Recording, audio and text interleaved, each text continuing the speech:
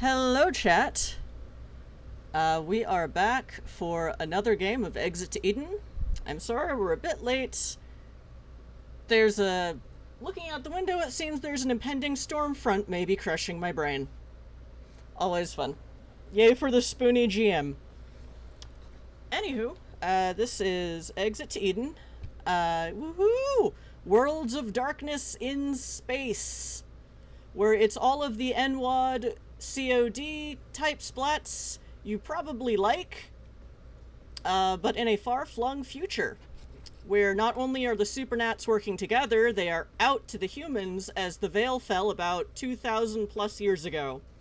And the downside of that is now the government, without being able to do racism or homophobia anymore, has decided hating Supernats and poor people is a really easy scapegoat to fall back on. Hence, be crime, do magic. We are using an amended form. Let me get my blue book. Blue book, where are you? We are using an amended form of Chronicles of Darkness, plus the backwards, because it's Zoom, blue book.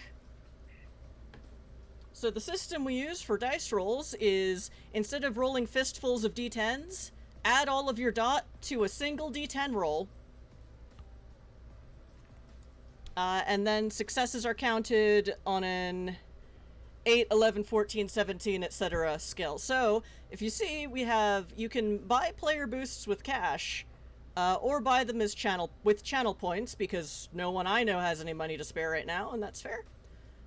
So, if you buy for the GM, a boost is a +1 to one of those d10 plus dots rolls, and a player boost is the same for the players. You can also purchase custom NPCs. They don't always show up right away. I will do my best to flesh them into the story, but sometimes they have to wait. Sometimes they inspire entire episodes of their own.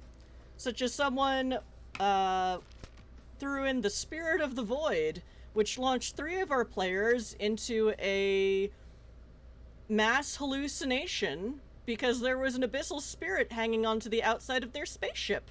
Lol. Ah, the joys of space travel in the worlds of darkness. The abyss is everywhere! And this isn't the OWOD abyss, it's the NWoD abyss. Which is far worse. Anywho, so yeah, if you can't tell by now, I'm the storyteller, or GM, because this is a White Wolf game.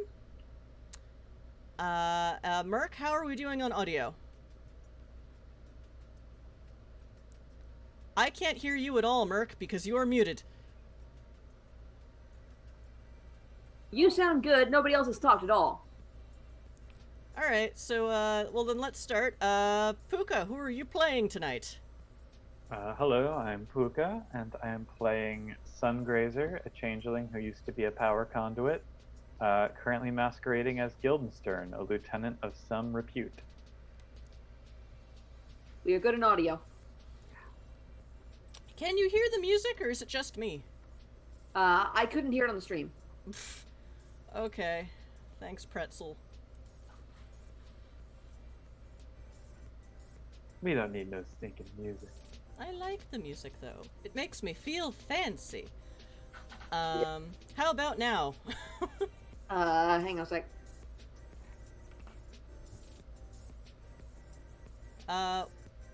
Zardoz, who are you playing tonight? Because your aliases keep changing.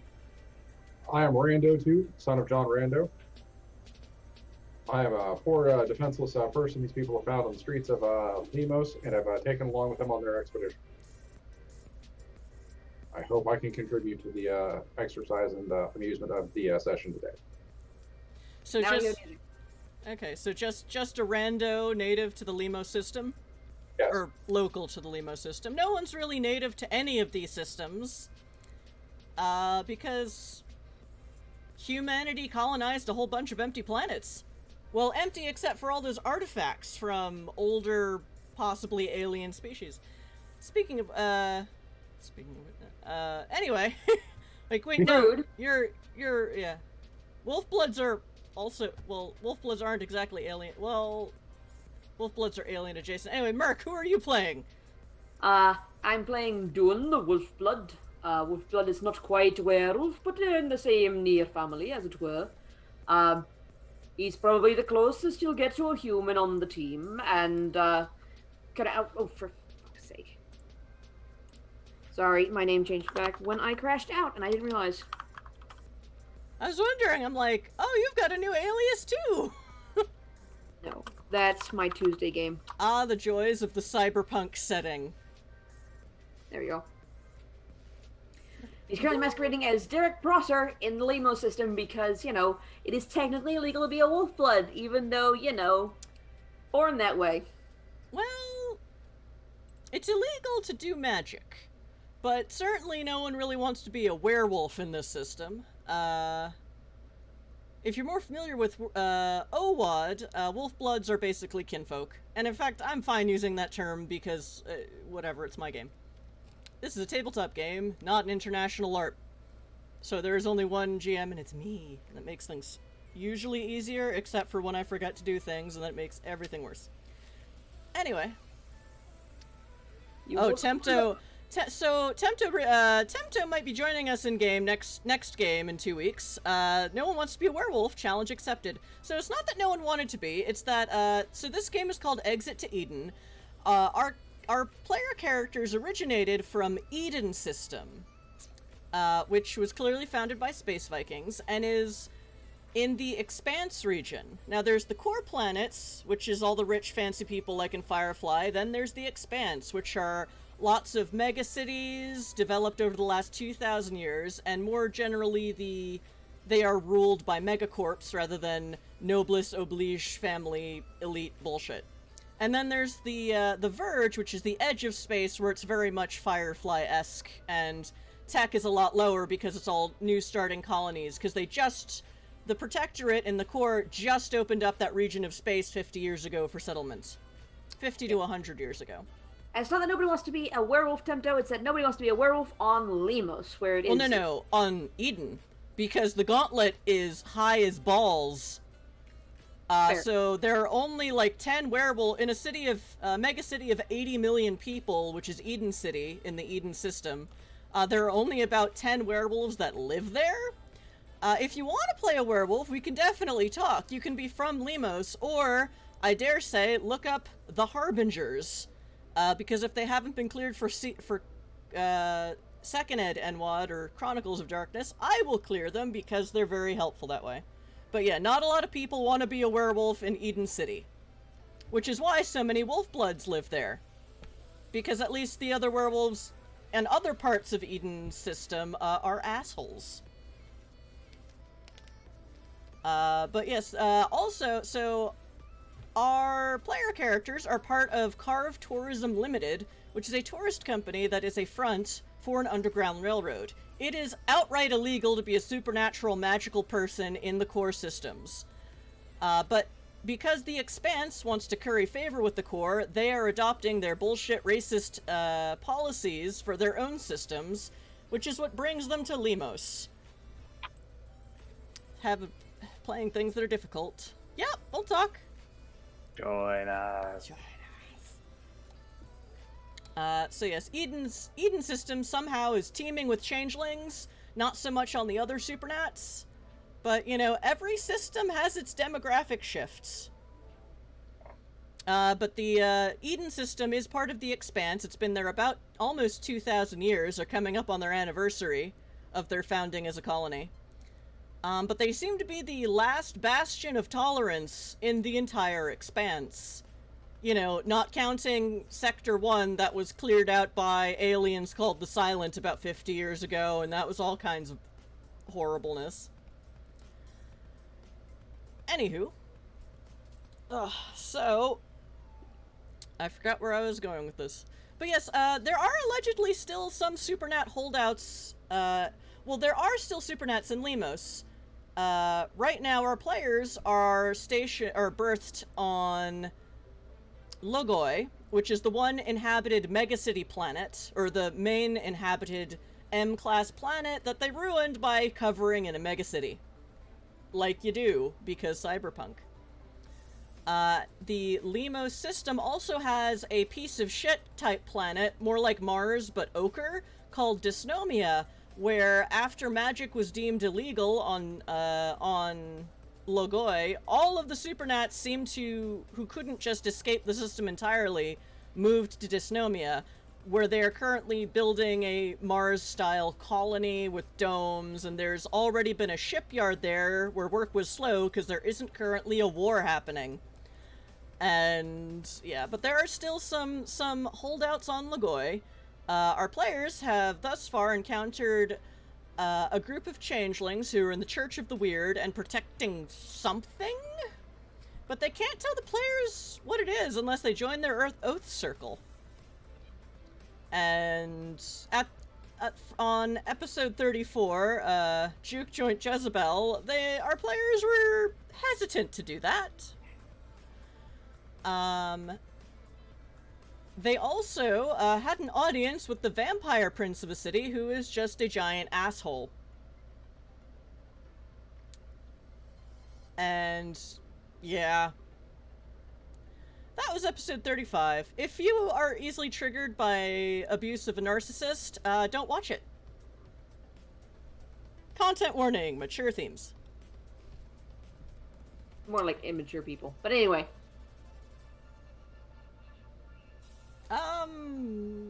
Not not sure where you're going with that. Anyway. It sounds like a lot of assholes. I'm gonna check it out. Yeah, if you're into that. How many assholes we got in the city? Actually, not that many. Because the vampires are very few. But the prince is so sure that if everyone just let him rule them via masquerade rules, everything would be fine. So yeah, our more recently, another system in the Expanse called Sanditon had an outright Supernat purge, which resulted in one refugee ship making it to Eden system a few months ago. So our protagonists are looking to maybe prevent that from happening, or at least get all of the Supernats out of the system to anywhere else before that can happen. But there are certainly few to none left on the streets of Logoi. And yes. So, let me look at what I was actually planning for today's game. Alright, so, just to start, players, many of those assholes originate from the 7th planet on the original Sol system. Perhaps. Oh, that's another thing. We can't find Earth. Earth that was, we forget where it was. Where did we leave it? We don't know. Supposedly there was some disaster that forced a fleet of colony ships to leave, and 1,000 years later they found the core planets. And the Supernats stowed away with them. Stash of Battlestar, yep. This is, I believe it's called the Bleeding Edge, and this was the Mirrors series of NWoD books. The cyberpunk one was called Bleeding Edge. I forget what they called the space opera one. But that was then developed by a group called Mind's Eye Society, who ran it as a LARP, and I liked their version of it, so I just stole it and ran with it. But they're a non-profit, and we don't run this channel for profit. It would be kind of foolish if we tried. When we do get cash, we try to give it. We do give it to charity, and I believe we're still promoting the Okra Project this week, who are very nice.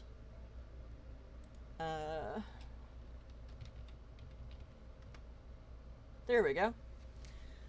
And yeah, oh god, this one. I've only been babbling for 15 minutes. It's not so bad for a Twitch stream. Okay. So, players, y'all have been in Limos for a bit. Let's start with Sungrazer. Sungrazer, when you're actually yourself and not being impersonated by one of the other protagonists. What have you been up to since you landed in Limos system? Our protagonist's, as yet unnamed, spaceship is also berthed in Ponos, which is the most downtrodden of the districts on this planet. Definitely left to rot by the elites. Classism is very in a megacity that goes up about a mile, to the point where if you're in the spires, it's a little bit hard to breathe if you're outdoors. Our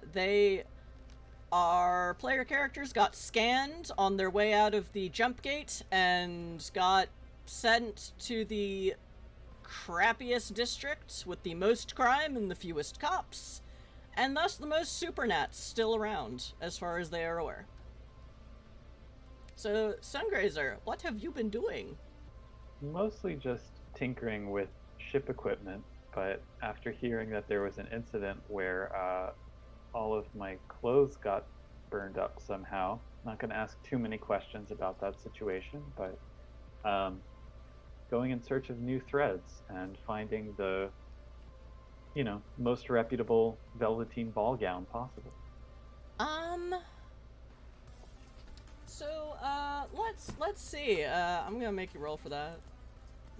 I got resources. Yep, that's fine. Well, are you sticking in Ponos, or are you going elsewhere? I'll go to a slightly nicer district, probably. Okay. Only slightly, though, because if I have to come back to the crummy district, I don't want someone to try to steal the ball gown. So. But you'll be wearing it. That's never stopped people before. Okay. When you're right, you're right. Woohoo! Yeah, so a fun thing about this setting is, let's say, the racial profiling we have today, that kind of racism isn't a thing anymore, and neither is homophobia or transphobia.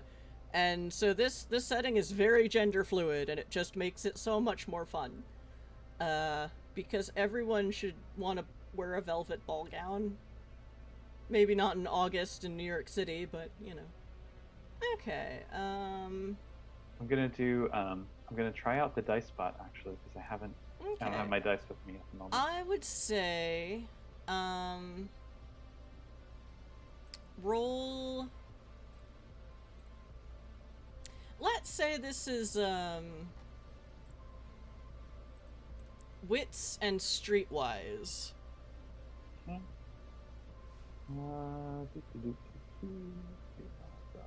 Okay. A 9. Okay, that's one success. So just a reminder, players, if you're gonna add a +1 to the roll, you have a pool of 15 +1s right now. But you do need to declare it before you roll. In some circumstances, I might allow you to add more than one +1, because I'm a softie, but I do need you to declare it before you roll, similar to using a willpower, etc. So one success. What you find is a plush velour oversuit from the 70s. No. Which 70s? I don't know. The 3470s. 3470s. So what you find is the Woodgill secondhand store in one of the more middle class districts. And they do have the closest you found is basically, that kind of cheaper black velvet that's more likely classed as velour, where it's like the stretch velvet. Like, you basically find the equivalent of a 90s goth chick, Renaissance goth gown, where it's kind of got all of they kind of cut it in a way to resemble a Renaissance dress as someone described it to them, but not in very much detail, and it's very Perfect. stretchy velvet. Perfect. Also machine washable. Handy. There you go. That's the important part. So Does it have vermilion trim? Because if it doesn't, that's how I'm spending the rest of my downtime, is adding vermilion trim.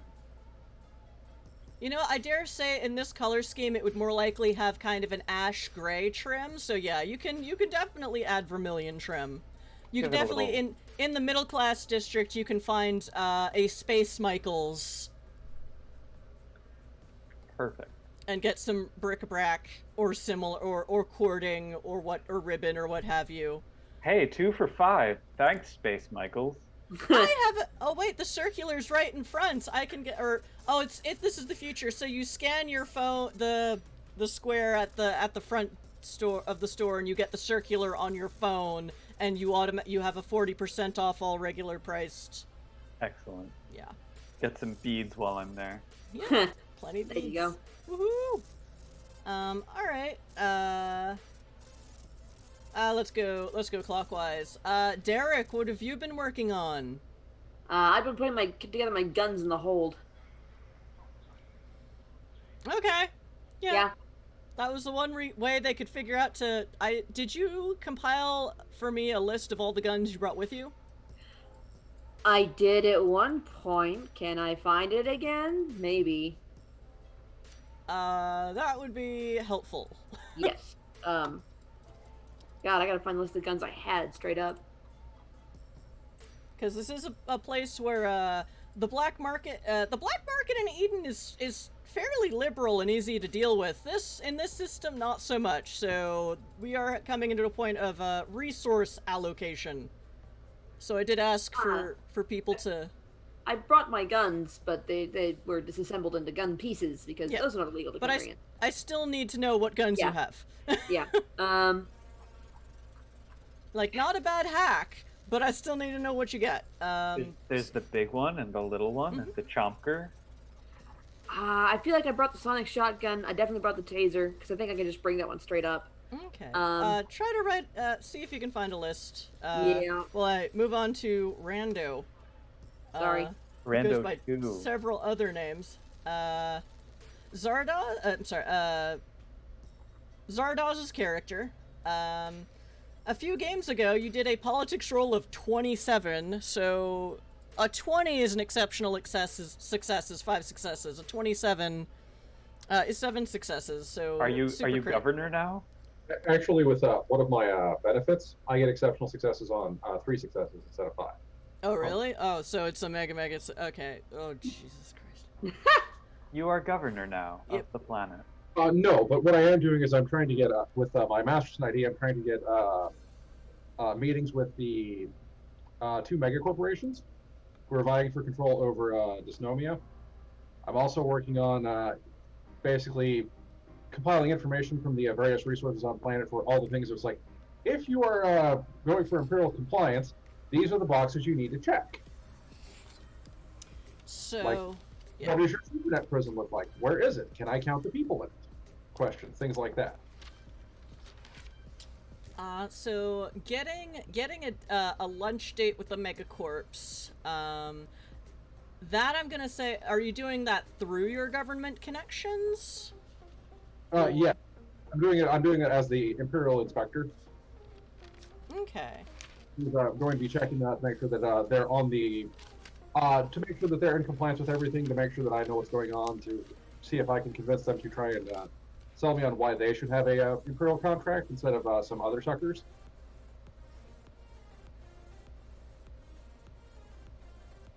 All the while cracking open their books and looking at what's going on. At least what they're willing to show the Imperial Inspection Bureau. Well, so far, they have not let you in fully. However, you have effectively had a kind of interview with a rather dry civil servant named Sandy,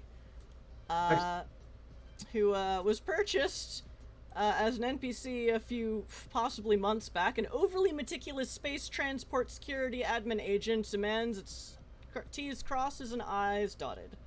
So, they see it, Sandy's like rather well disposed to you because you did roll a freaking 27. You only need 3 successes to crit. So that's like 2 crits. Sandy is very well disposed towards you and very impressed at the paperwork you have already done. And they are... It is hard not to fall asleep during your one-on-one session, like talks in their office. And you do have to go to Horkos, which is effectively the capital district. Yeah. But they are not in one of the main Capitol buildings. They're kind of in a commercial office building that was leased. Oh, and I am leaking a rumor that there is an Imperial inspector on planet who's supposed to be evaluating the planet for compliance for possible acceptance into the what I forget what the term for the Empire is. Protectorate, I believe. I just say the government with capital letters. So yeah, Sandy is, so this is the form you need for and they are a wealth of information if you can just make sure to not fall asleep while they're talking. Oh, this is my bread and butter. This is what I do. I'm a lawyer.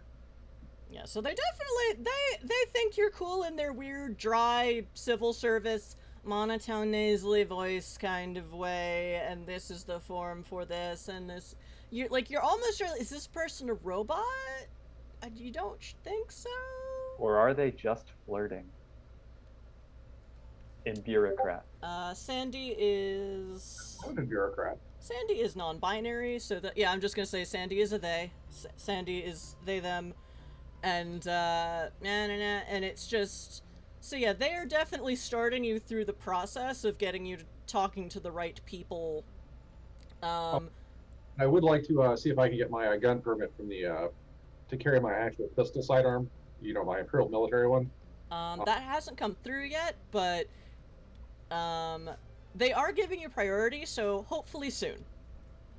And while you do get a distinct sense that Sandy might be their own vetting process unbeknownst to themselves, they do seem to want to help you. Because you do all the paperwork correctly. And you know, that's really important in a cyberpunk society, or in a cybernetic society. Yeah. So that's eaten up a lot of your time lately. I am trying to get Andy to get the paperwork for the bar fixed.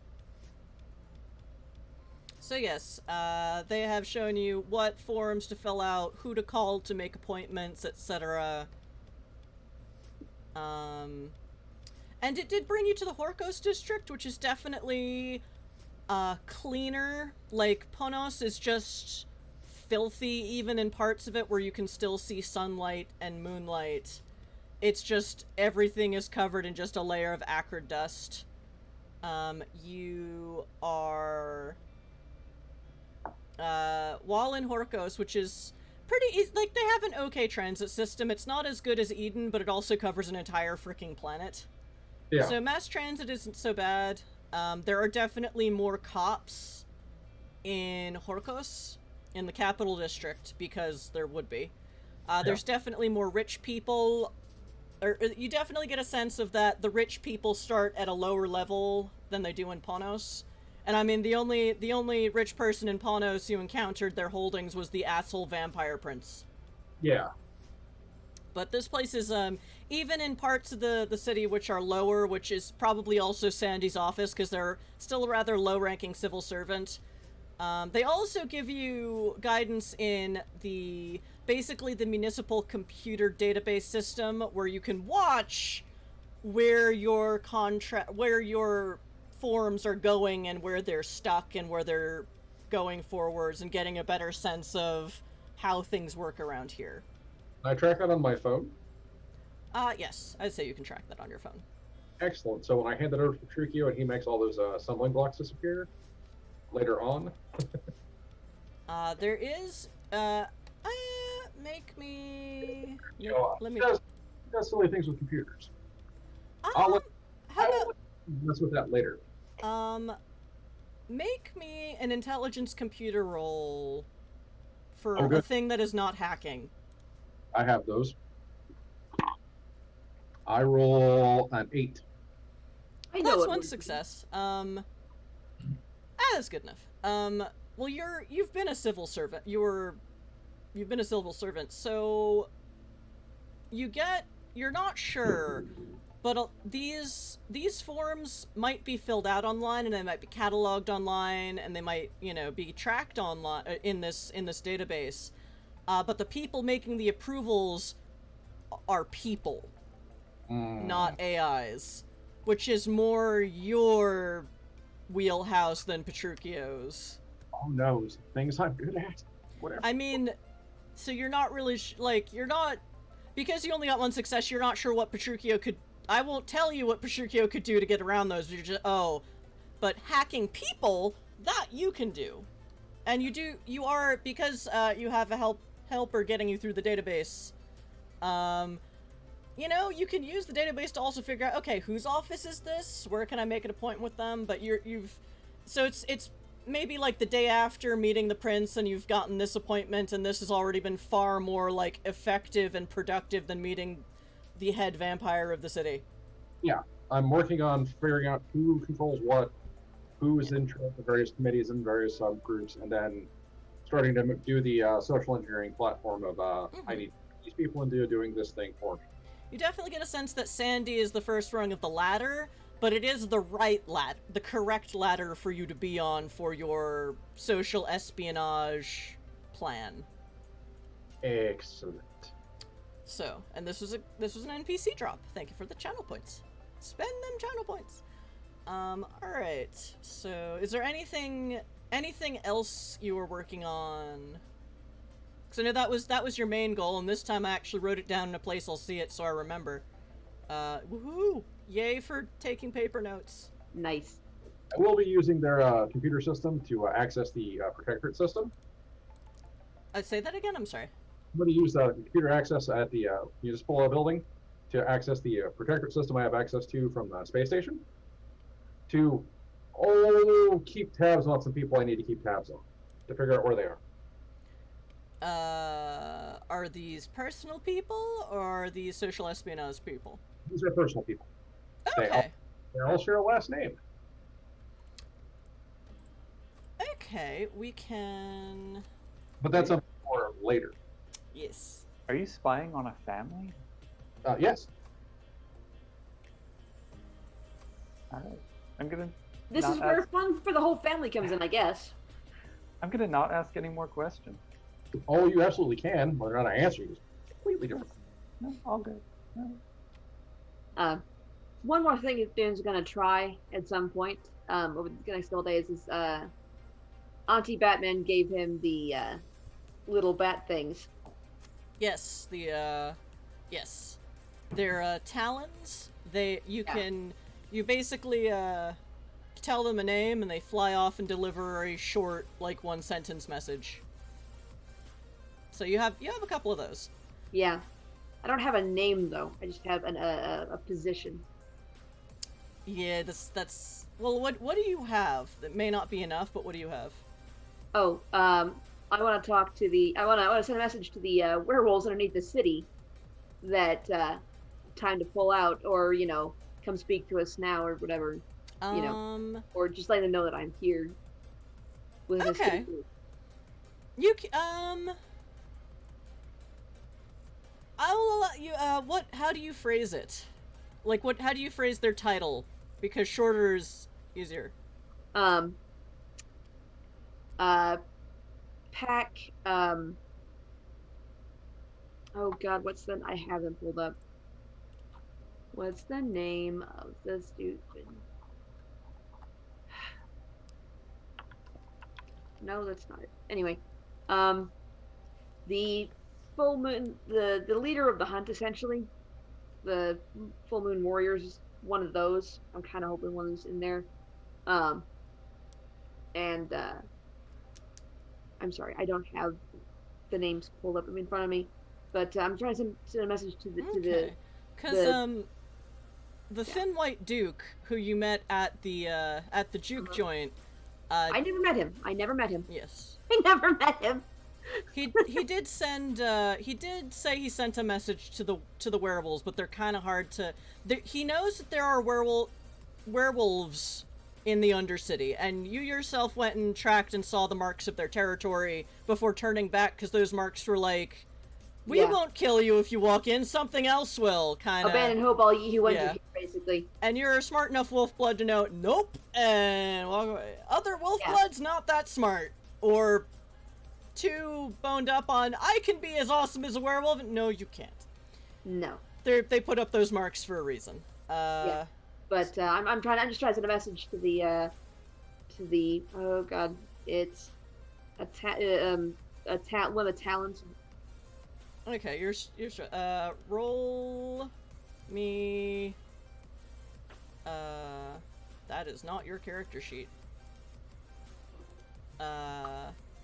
Roll me intelligence and occult, and your werewolf specialty applies. Yes. I will add a +1 to this because I'm not very intelligent. Or am I actually? Let me check that. Ba-dum. She did raise intelligence by 1, so yeah. I'm still gonna add the +1, so that's still 3, 4, 5. Yeah. God damn it, the fruit flies are back. No. New York City problems. So 7 + 8 is 15. I would count. Okay. Huh? I would count that those are fruit problems. Fruit problem. Oh, yeah. Anyway, Better fruit flies than flute fries. That is not untrue. Time flies like an arrow. Fruit flies like a banana. Yep. oh, thank you for the GM +1. Oh, who dared? Joe, our new player, so you can... I'm sorry, I shouldn't mention their real name. Shaking up fists. I see Tempto likes puns as much as I do. Woohoo! Oh, you better. He did that before I did the fruit flies thing, so, you know. Alright. So... wrong window.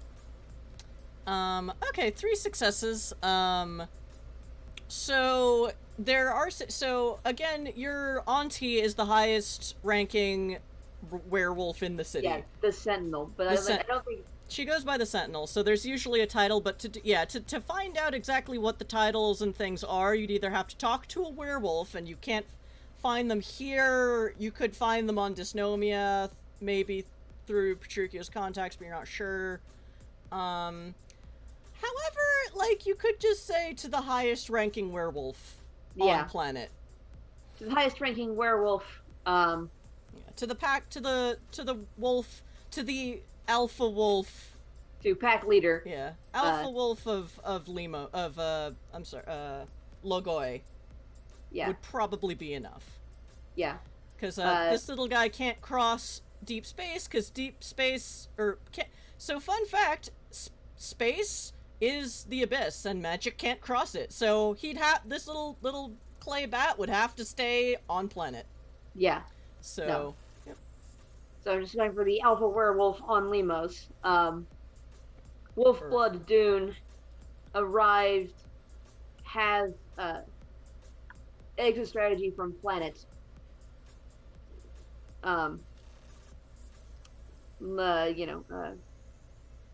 Reach out, please. And that's it. Sending that. Mm-hmm. Yep, it, you say this, the little clay thing animates, and zoom! An incredibly annoying high-pitched noise. Yep, basically you activate a very tiny spirit, and it goes and does your bidding, and then, well, you're not really, generally, it dissolves, because it's been used. They're basically one-use treasures. Wow, I'm forgetting all the terminology today. One-use fetishes. Talons? Is that still a word? Yeah, it's a fetish. It's a one-use fetish. I know they're called talons. Yeah. Talons with an E. Yes. Because talons with an O would be confusing. Yes, because there's so many of those already. Well, the red talons are one of the lodges, or one of the things that werewolves can be. I like how in French you can use talon to mean high heels, so the red talons are like the red pumps. We'll say, Dune did that again, also the day after, meeting the prince. And you don't get a response back. However, again, roll Wits Occult, let's say. Okay, and is this one werewolves again, or just no, just roll it straight. All right, I will add a +1 Okay. because we have so many. Right. 9 + 7 is 15 again. Okay. Not right away, but this is now like 2 days after meeting the prince, and there is. You remember seeing a creature like a thing like this, when you went down into the subterranean levels just to look around? Again, it's some like big black bird, like maybe a crow or a raven. You can't really get a good look at it because, well, everything here is covered in soot, and it's a black bird. Yeah. So it's hard to distinguish the differences. Also, crows and ravens have probably been genetically blended for shits and giggles by now, so corvids all over the place. But and you see, like, again, a black bird. It's further away with like a glint of metal on it. Mm-hmm. Kind of watching you in the shipyard and then flying away. So it's like, okay. Before it flies away, I'm gonna, eye contact, pull out a small flask, set it down in an abandoned area, and then I'm gonna walk away from that. Okay, Right spot. the bird flies away, not towards the thing. However, a few hours later, you come back and that thing is gone. What was it? A flask of moonshine? Yeah, it was a flask of moonshine. Dune only brought one kind of booze on this adventure, and it appears to be the only kind of booze available because the forest lost its liquor license. But not their caffeine license. Yep. That's the important part for some people. Such as the coffee was. I don't Okay. know if coffee is the right word. So that is okay. So y'all have been working on stuff, trying to make friends and influence people. Put together my guns. Yep. Buy dresses. Buy dresses. There you go. Go craft store shopping.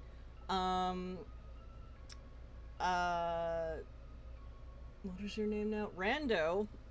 You have various let's say email addresses set up for your various aliases, I assume? Yeah. One of them gets an interesting email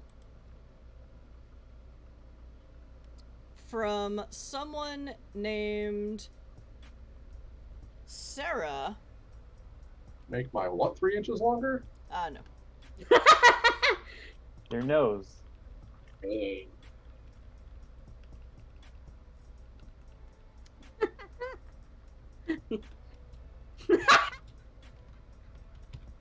What if you had like a uvula enlargement service? That would be something. I mean, in this age of plugins. Make you yodel better, I guess. You actually get from through Masterson gets an email from someone named Sarah, inviting you to Ponos Pawn. Ask for someone named Archie. Or rather, to see about an order set aside for someone named Archie.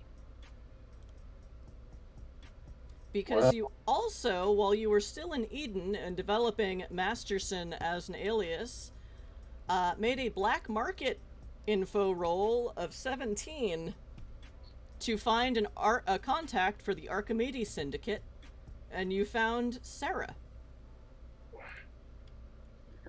And yes.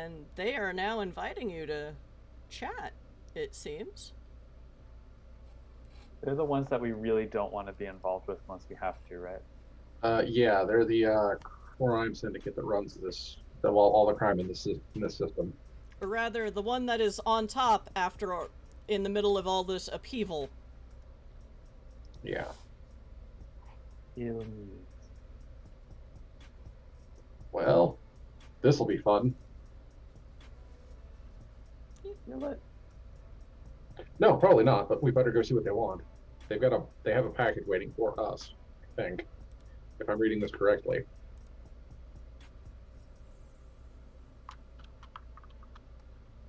Okay. Do you all go with Rando? What do you look like now, Rando? I've blended the best parts of Petruchio and Klaus's facial features together. Changeling got so much weirder in second ed, I swear. Claukio. Claukio.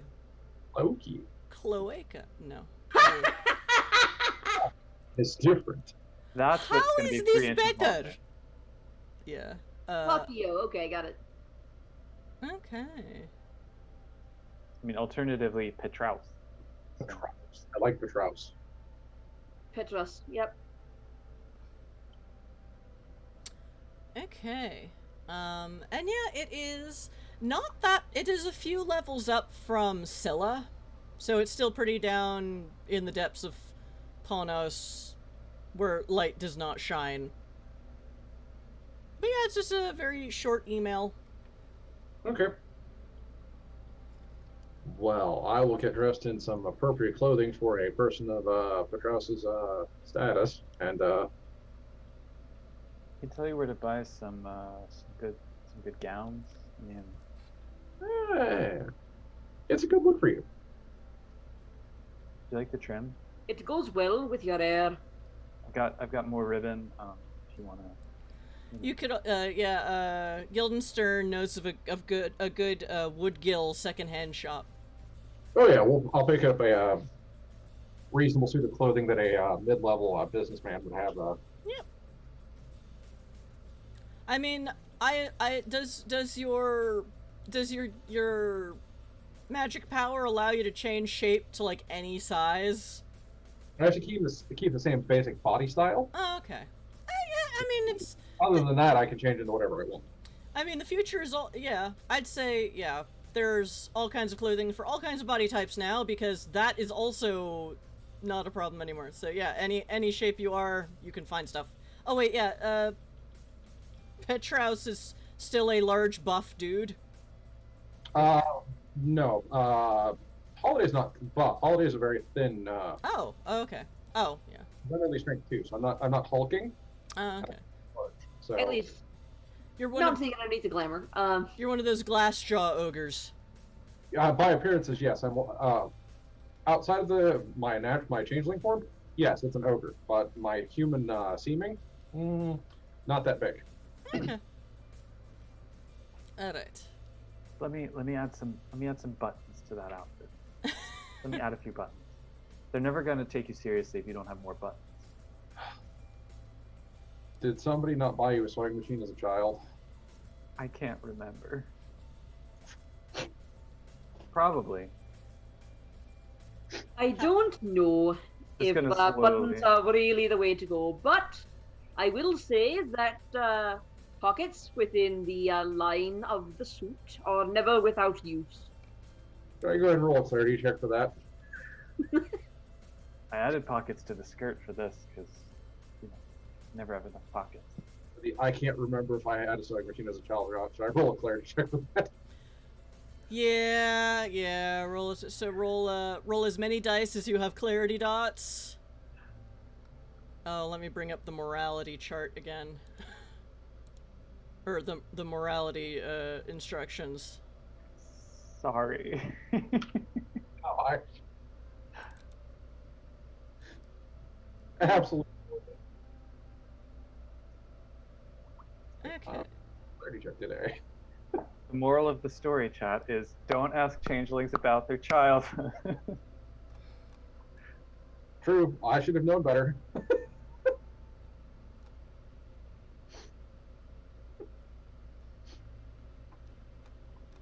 Oh wait. Okay. So.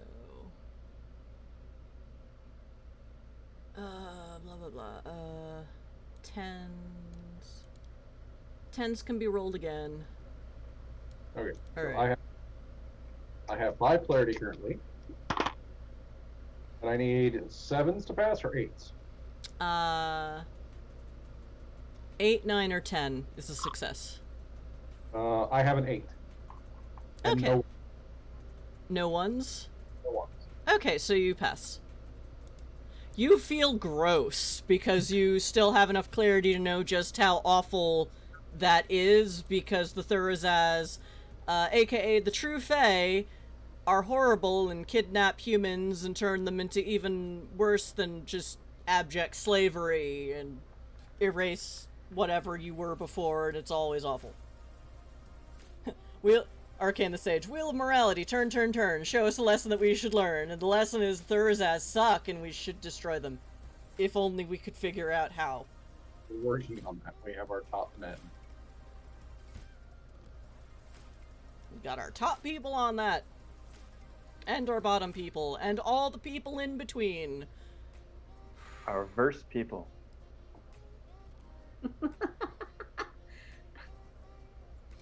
Alright, so, Making the morality check. Was it? GMs be like, I know a spot and lead you directly to the consequences of your own actions.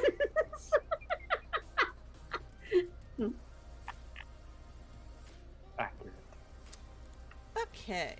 So, Petruchio and Klaus are otherwise occupied today, so it's just y'all three hanging out when this email comes in. I don't suppose you'll be needing any backup, as it were. I mean, they'll probably expect us to come with muscle. It's a crime syndicate. Fair. Well, I will be count me going out. with you then. I If- mean, They probably know where the good drugs are. I don't particularly care about where the drugs are, as I still,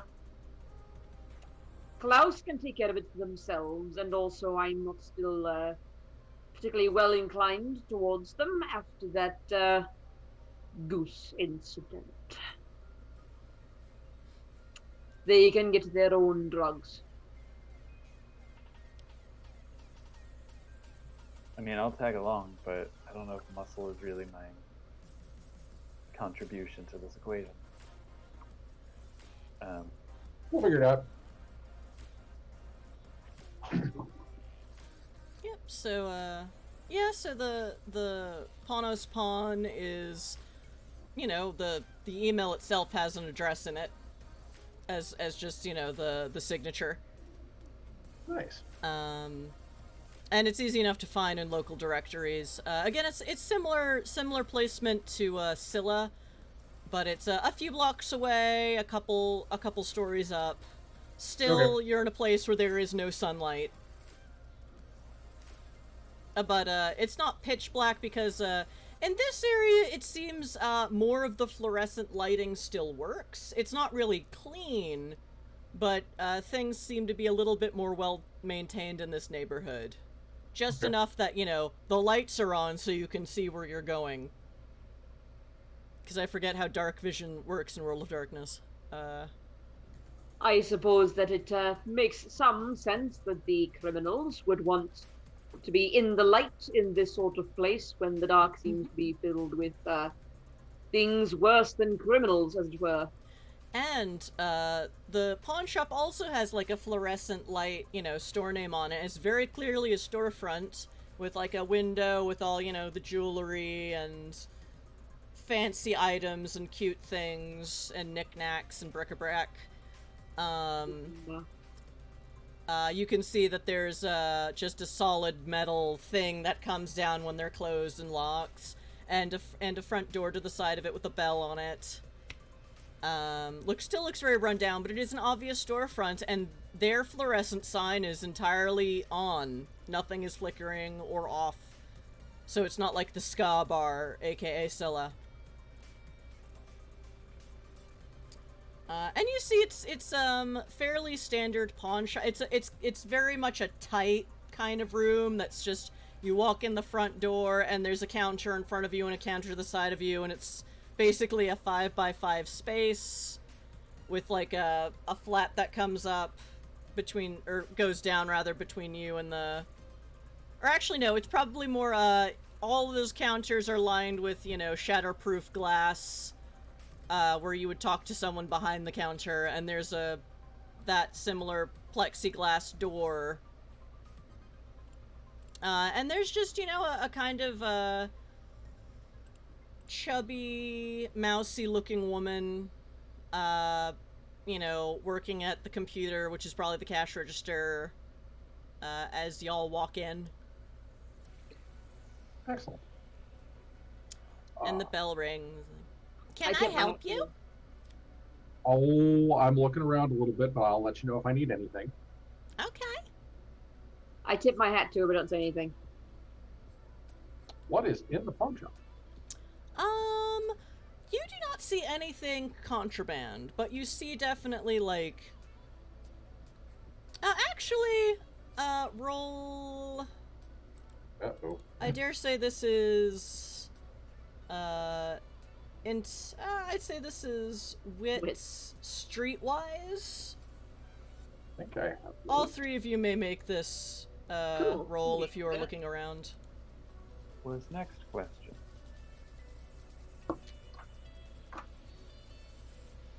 15. Okay. So that's you get 3 successes. Ugh. That's a botch. I find nothing, even the stuff right in front of me. You walk right past the giant bag of contraband coffee beans, No. and you have this deep sense of loss for the rest of the adventure. You know, if I'm gonna botch anything, it's gonna be the coffee beans. That's fine. I rolled a 12 for mine. You will what? I rolled a 12. Okay, so, 2 and 3 successes. Alright, hold on. I forgot to, turn things- off Discord noises. Ah. Oh, sorry, that's me rolling dice. No, I know, but it's like, I was gonna do something. I'm like, I forgot. Botchamania. So, yeah, so you both see the exotic bag of coffee beans. The, like, exotic 5-pound bag of coffee beans in kind of a fancy food section that's, like, got, like, exotic chocolates and other weird things, like... You're not really sure who pawns that, but apparently people... Well, actually, no. This is a classist society. Scarcity is everywhere. So, yeah, these are... Oh, and that's a list of weapons. Okay. Back to my notes. Alright. So, I wonder who sent you a list of weapons. Petros and Didic. What you get a sense of is, like, yeah, so there's, like, a little fancy food items area. There's also, like, there's definitely jewelry. There's definitely small electronics. Anything from, phones to, you know, robot pets, things like that. Things that are probably stolen? Things that... Small, light items that would be very easy to steal. Or lose off the back of a truck. That doesn't mean that that's all that's, you know, also small items that it's like people who need money in a classist society. Yeah, this kind of stuff. There's But the obligatory wall of guitars. yeah, sure. Yeah, there's some guitars. There's some musical instruments. You do not see any weapons. Because, you know, there are actually weapons laws here. Obviously no drug-style contraband, no alcohol. Because people have to have liquor licenses here also. Is there a musical instrument section? Is there what? Piano. There is like a Casio, like electric piano that's flat. I've already got one of those. Yeah, so there is not room here for a grand instrument. That is Or even an upright. Or an upright. I forget. Derek, do you have any black market contacts or influences? Ba-dum. Aside from the Wolfblood Mafia, which is not currently here. No, my allies are werewolves and wolf bloods, and yeah. Okay. I have a fixer and a black market contact, but they're Yeah. on Limos. Or not on Limos, they're on Eden. Mm-hmm. I have Yep. smuggler contacts. Yep, yep. Okay, just checking. I'm gonna clap Puka on the shoulder, Guildenstern, and clear So my throat pointedly and look at the coffee beans. Yeah, there's a big bag of expensive coffee beans. You can practically, it's so good that you can smell them through the case. This bag is about $50. But $50 for a 5-pound bag, but that's not actually so bad. Coming back with the bag of beans. It is behind, nothing is out. It's all behind glass or plexiglass. I'm just gonna hell dive through that glass pane. But you know, there's a lady right there. Yeah. He's just gonna reach through, grab it. Yeah, it's possible. I mean, Yeah. could just use some contracts, make it disappear. No, I'll politely, after fogging up the glass for a solid minute, politely ask her if I might peruse the beans. Maybe hold them in my hand. Stroke them. Yeah, I'm sorry. To hand them over, I can tell you about them, but to hand them over, you have to buy it first. Fine. Okay. Do you have money yet?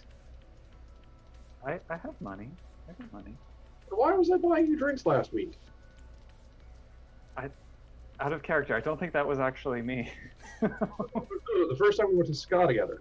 Oh, true. Well, yeah, having money is no excuse not to profit off the good graces of others. You got had. That's like the first rule of smuggling. The lady behind the counter is smiling. Sir, is. I was gonna buy you the coffee, but you can buy it with your own money now. Well, it is. I'm also, if Petruchio gave me a check, I'm using Petruchio's money. Out of the plexiglass door walks another person, in a little page boy cap, and he kind of nods to the lady behind the counter, and she nods back, and he's like, "Oh, you're a smuggler, huh?" I don't think. Well, all right, hang on. I didn't say it out loud. I didn't say it out loud. I said out of character. All right. Oh, I mean, I'll roll with it. Okay. If this serves the story, then sure. No, this is another purchased NPC. So, and he just sort of out of nowhere hands you a business card, and it says Uber, transportation specialist. So, if you need transport anywhere in the system, I can hook you up. Thank you much for the business card. And yeah, I generally work for personal favors. Or I prefer cash, but personal favors in a pinch, you know, times are tough. All right, well, you know, meet me out back in the alley 10 minutes and I'll do a mouthwash and we'll see. Okay. And, actually, no, I think he's like, I mean, not saying no, but I don't think you're serious 10 minutes, but we'll talk, call me. And We'll make it 20 minutes. He leaves and the bell rings, and the lady behind the counter is just very quietly smiling as if she, would giggle to herself, but, Sungrazer / Guildenstern begins just eating coffee beans. Okay, can I help you with You can anything tell the else? crunching is starting to get on Dune's nerves, but like, it just like, like. Yeah, the lady behind the counter is kind of like, you paid for them, so she's like, yeah, okay. Is there anything else I can help you with? I was supposed to pick up a package for an Archie. I was supposed to ask for someone named Sarah. Oh, well, I'm Sarah. Won't you come and back with me? It's an interesting order. Is there more merchandise that's in a more private area that you'd like to show us? We do have some higher end items that we keep in the back. I'm So, always interested to see what's on the high end of the market. sure. Just and she pushes a button, and you hear beep, click, click, click, click, click, and you hear the plexiglass door unlock, and she's like, "Yeah, all three of you coming back." Sure. Much obliged to you. Yep, and it's basically, standard just linoleum floors and walls and uncomfortable fluorescent lighting. Is Sarah a changeling? Before we go any further. She is not a changeling. Just one of those, oh, by the way, that would have altered the how this conversation. Yeah, I don't think there are any changelings left except for the order, the circle or whatever. The Archimedes Syndicate might be able to hide them and keep them safe as long as they're making money. So Fair. That. Fair. So yeah, she leads you in the back. All horribly murdered. And there's just this very, kind of narrow corridor that you couldn't really see because of the angle of the display cases. And there's more, it's just very tight in here because this is what it's like in New York, and that's what I know. And she, kind of passes her hand over an electric panel on a door. And you hear again the click, click, click, click as it opens, and it swings open for you. It's like, just back in here. Immediately looking for anything untoward. She really just, she leads you into a room full of crates. Actually roll, so I forget, what is the standard, it's wits investigation, or wits composure if you don't have investigation. I think it's wits composure for a perception check. Yeah. So just roll wits composure. Yeah, sure. Okay. And you put a paranoid changeling in a dark room full of crates. I've got a hand inside my trench coat as well, just in case, So that's an 8 plus 7. It's 15. Oh. How many ways can you make 15? 16. Hooray! Okay. I rolled a 17. Okay. Oh, actually, I get a bonus for acute senses as well. Oh, well, then you're cheating. I also have acute senses. Aha! So mine is actually a 19. Okay, so 4 successes and 3 successes. Derek, just curious, do y'all have weapons on you? I forget. I do not. You do not. I brought a knife and stuff. Oh, okay, you brought Not needed guns. non-energy weapons, just the long knives. Okay. Yeah. Couple of knives and the brass knuckles. So yeah, it's again a small tight room with like one light, and it's kind of uncomfortable, but it's rather neat. It's not very dusty. The room is full of crates. There seems to be a back door as well that also has an electric lock on it. Most of the crates are not labeled, and that's crates, so some are wood, some are plastic. Some of the plastic ones do have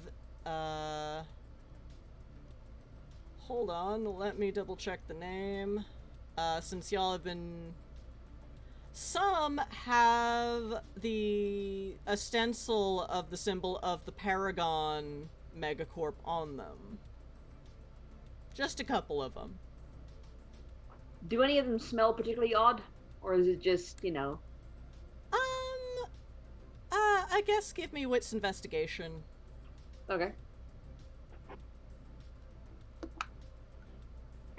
I will just go from the Paragon Arms boxes, which he also noticed before I did, but I'm letting him know that he knows that I know.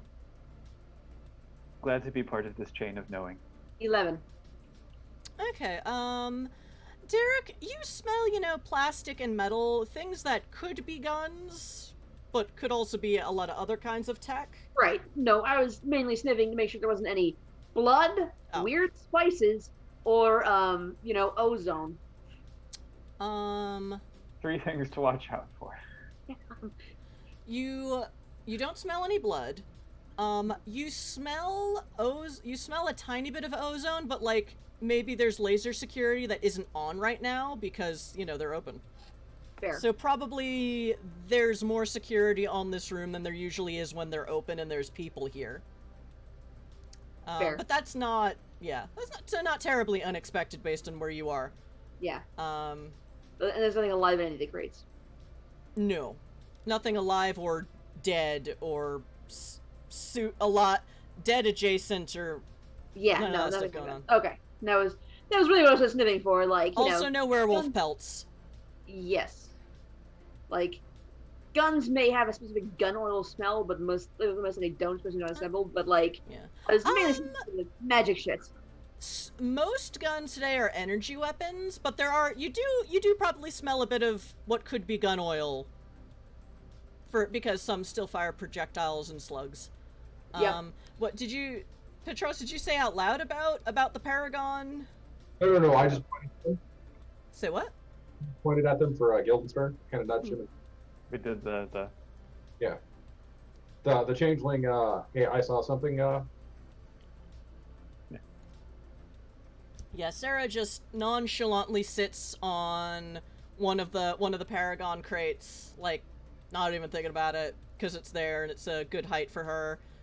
And she motions you to just sit on whatever crate you feel like, if you want to. I'll be meeting here next. Yeah, so sit down. sit on a power gun crate. Good to have guns nearby if need be. Mm-hmm. June doesn't sit. Yeah, she seems fine with that. Back to the plot page.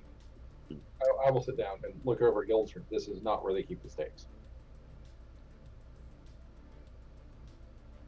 Steaks with an E or Snakes with an SN. oh SS snakes.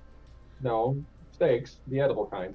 Oh, yeah, no, not here. I mean, I can hook you up, but you know, we don't really have a refrigerator case. There's not really room for it, but you know, Grazer's got all he needs. some people what knows people. So yeah, thanks for coming. I'm Sarah. And I know your friend Masterson was looking into you know, Archie. Let's call him Archie, my employer.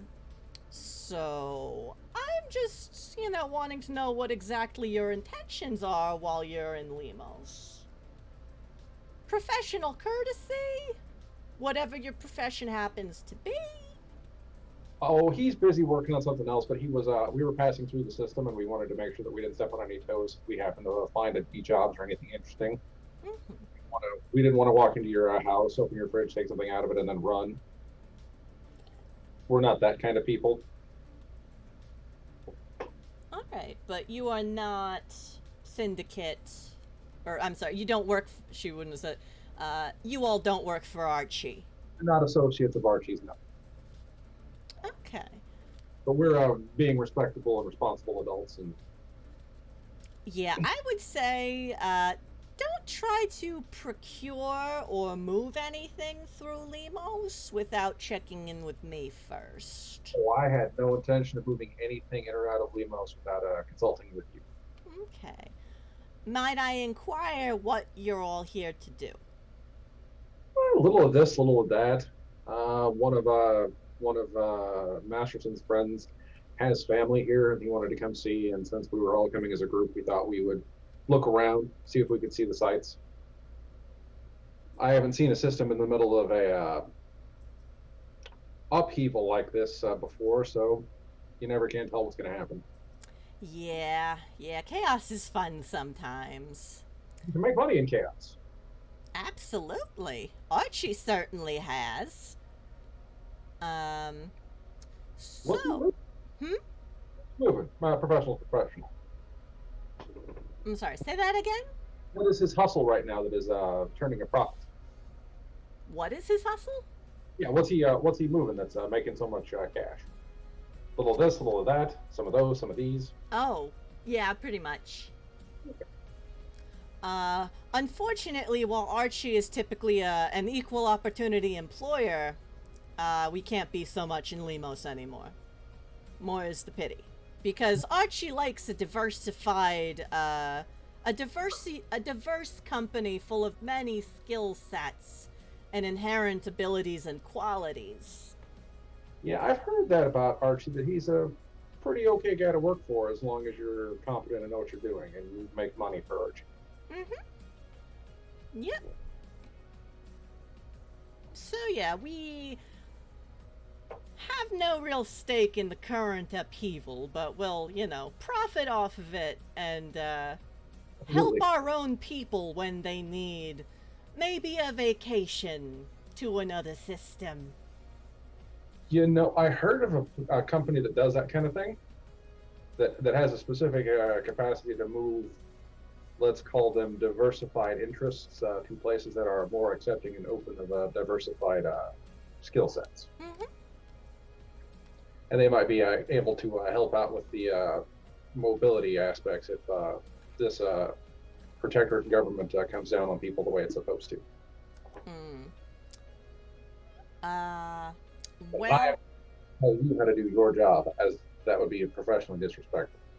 well, I appreciate the offer, but most of my associates and coworkers who needed to go on a vacation already have, or transfer in some cases, because you wanna try other cities, you wanna try other systems. Yeah, Archie takes care of his own, you know. it does. You got to keep track of the family, make sure that everybody's taken care of. Mm-hmm.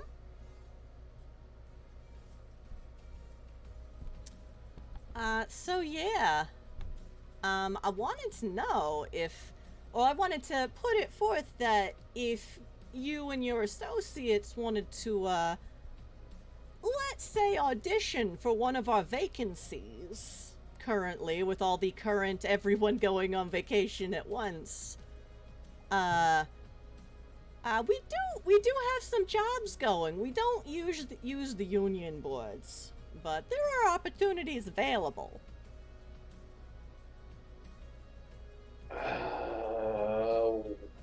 What kind of opportunities and what's the pay look like? Well, generally, cash is okay, but to be honest, local cash is a bit all over the place. So while we don't use the official jobs board, we do accept the gold standard for paying and accepting payment is generally universal favors. I'm acquainted with them.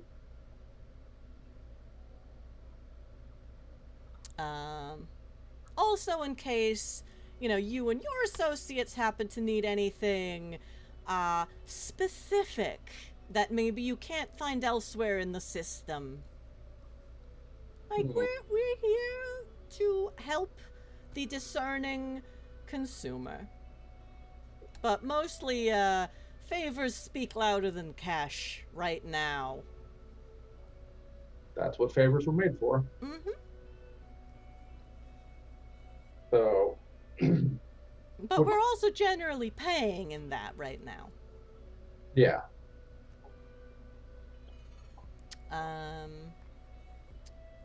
So yeah, I do know of one, but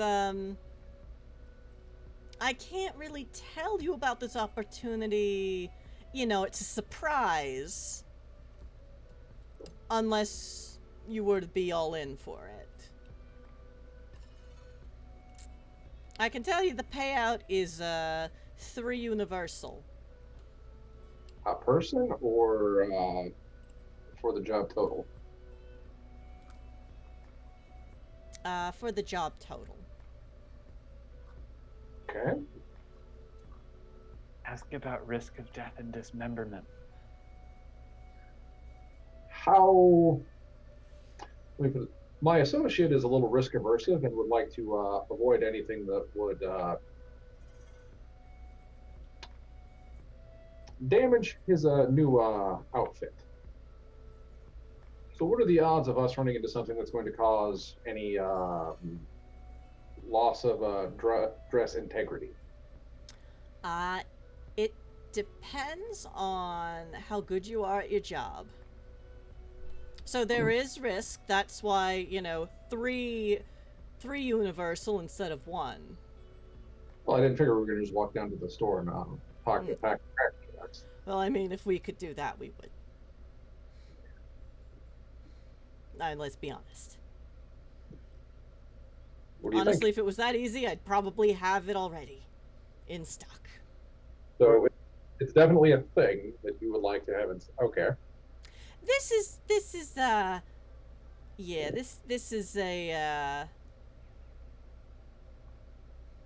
this is not about transportation of people or Okay. anything like that, or Yeah, deliverance of people. Nah, this is inanimate, let's say. Okay. Good, Guild's turn, Derek. What do you think? Just, I want to clarify, just because it's been a few sessions. With the Archimedes group, like, are they, I mean, if you're in with them once, are you in with them for life, whether you like it or not? Because I remember that being a... Well, you're all using pretty good aliases. True. Although, and you haven't... Well, I don't know that you've outed yourself completely. The general sense is that Archimedes, if you get on Archimedes' radar, and they try to recruit you, you may not be allowed to say no, and generally people don't leave the Archimedes Syndicate except feet first. So they've been known to turn allies or enemies into allies. You know, if people cross paths on a job or are at odds, they'll just absorb the other group. But it's usually not a placid, chill takeover. It's like, yeah, you work for us now. Do you have a problem with that? So one of the one thing that's been really nice is that they have not been able to get a foothold in Idun's system. But anyone with black market ties in Idun has heard of them because they are slowly but surely taking over large swaths of the Expanse. Yeah. Criminally. Just something to bear in mind before we commit to a job. Yeah. For the record, Sungrazer is the opposite of risk averse. I mean... Right, but I'm using... Yeah. Well, it depends on the risk, you know. Yeah, I mean, if it's certain death... Dealing with the mob is one thing, flying into a star is another. For example. The latter is a lot more fun. Yeah. And warmer. Yeah. I don't know that,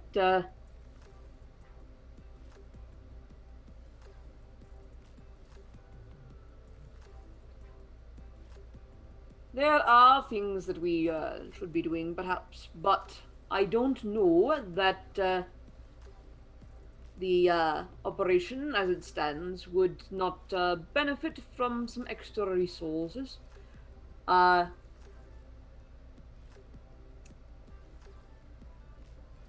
There are some factions still within the city that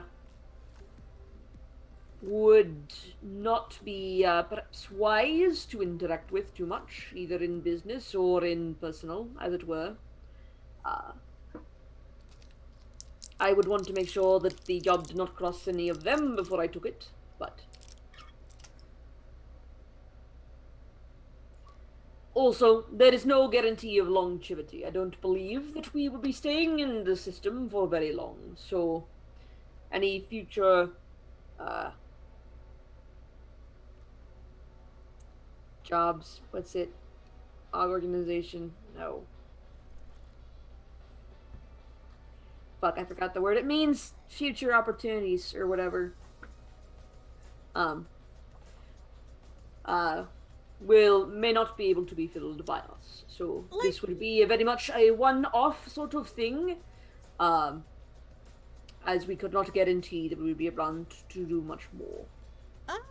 Given the current circumstances of everyone going on vacation, you know, we can maybe handle a one and done. It's not our typical style, but things are weird around here right now, so we're a bit thin on talent. Great, I'm all in. This needs to be done love it. sooner rather than later. Sooner would be preferable, but, you know, each crew works at their own pace. We do have, background research already done that we can hand off to you if you accept, you know, should you accept this opportunity. So you won't be flying in completely blind. I mean, I'm in. I have a meeting in about 6 minutes out back, but after that, I'm available. Okay. I will follow Petraus's lead, whatever they decide. Then we'll on this one job, we will assist you. We will feel out your organization and see what we can accomplish together. Well, to be fair, there's not a lot of my company currently in system because, you know, certain branches of our talent groups are just not welcome here anymore, and it's very annoying and, you know, really intolerant. Some people do not have any manners whatsoever. Yeah, I hear ya. It's just like, you know, let people work. I just no. I mean, I hear the unions got all sorts of shit, like, aren't getting any it's just, it's what is even happening here. It's like all of society is breaking down. Anyway, so are you in? Yeah, we're in. Alright, and she kind of reaches into her, she kind of holds up a hand as if to say, I am, you know, the universal sign. Well, the two of you in black market work knows this is the universal symbol of I'm not pulling out a weapon. Dune, you're a little like, meh, whatever's happening. Dune has had his hand in his pocket this entire time, so, you know. She pulls out basically a burner phone, and tosses it to Petros. Alright, so this has the information you need. We need any model of that item, any company, because we are looking to do, let's just say we're looking to do a little reverse engineering. Oh, I know what you want us to go find. Okay, well, Good. then, I'm the only one who can. if you have any questions in particular, contact me on that from now on. Okay. I think that'll make everyone in this situation happier. So.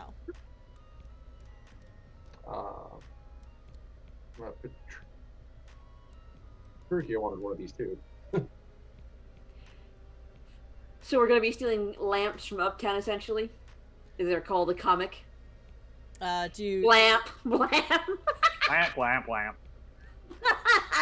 I don't get that reference, but it sounds awesome. Discord. It was, It was the klaxon, the magic alarm. Oh, me. Yeah. I did that meme. You did. But then no one clipped it, so I don't remember it. I No, made somebody a actually literally drawing. drew a comic of it on the Discord and threw it on the Discord. That was me. I Yeah. did... What? Yeah. I didn't... How did I not see... Damn it, Discord!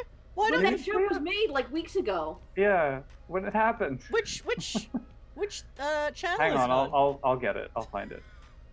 So then, Goodness gracious. So Petros, do you look through the I'll pull up the files and all the information and see what they're and looking again, burner phones are like this now because it's the future. So yeah, so not only does Archie, or at least Sarah, seem to want a Supernat detector, you looking through these files, they have already hacked the network that the municipal Supernat detectors are on, and can locate all of them on the planet, at least the municipal ones.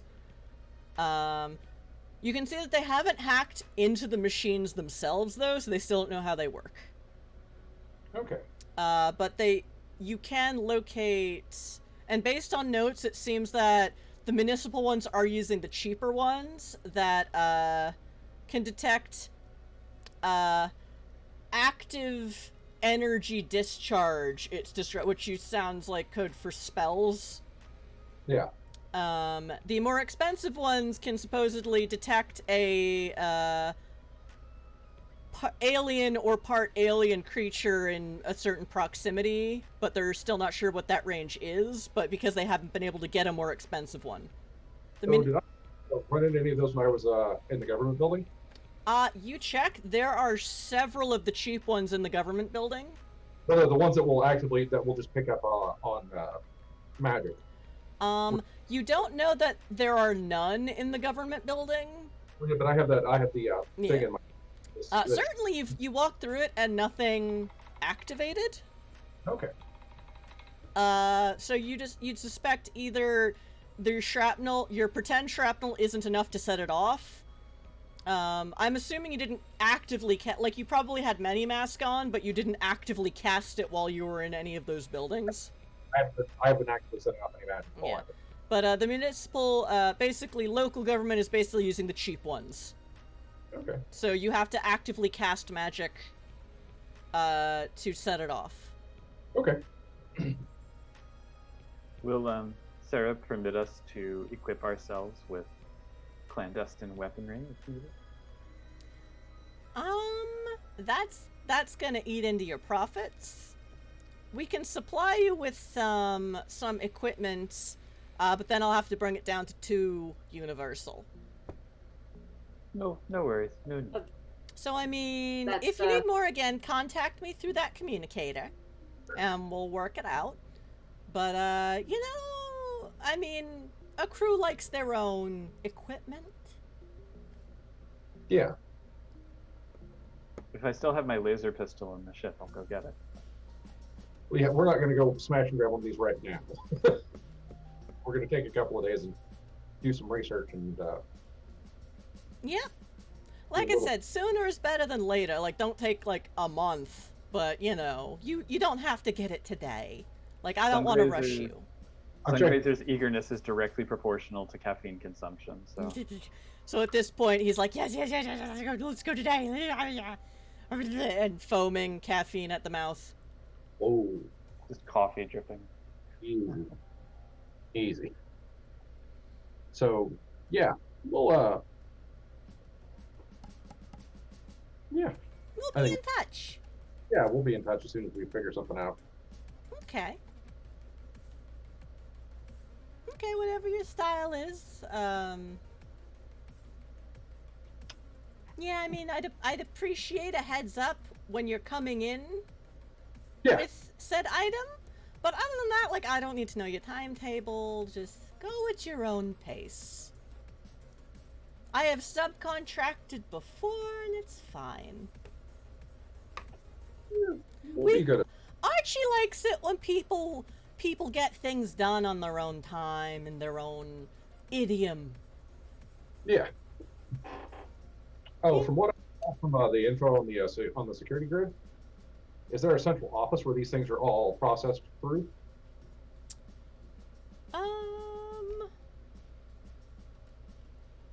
That they don't have. There are a few suspected that they don't have. They've been able to find the network of the ones that are active because they're active and on a network, and municipal computer still sucks in the future. So I don't know that you would perhaps know this, but I feel like you keep a fairly weathered eye on all imports and exports from the system, as it were. Would you perhaps happen to have knowledge, perhaps, of shipping manifests, of who might have brought let's call it the good stuff in, as it were?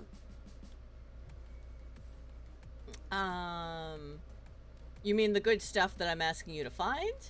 Or Yes. other good stuff? That we have not been able to figure that out as easily.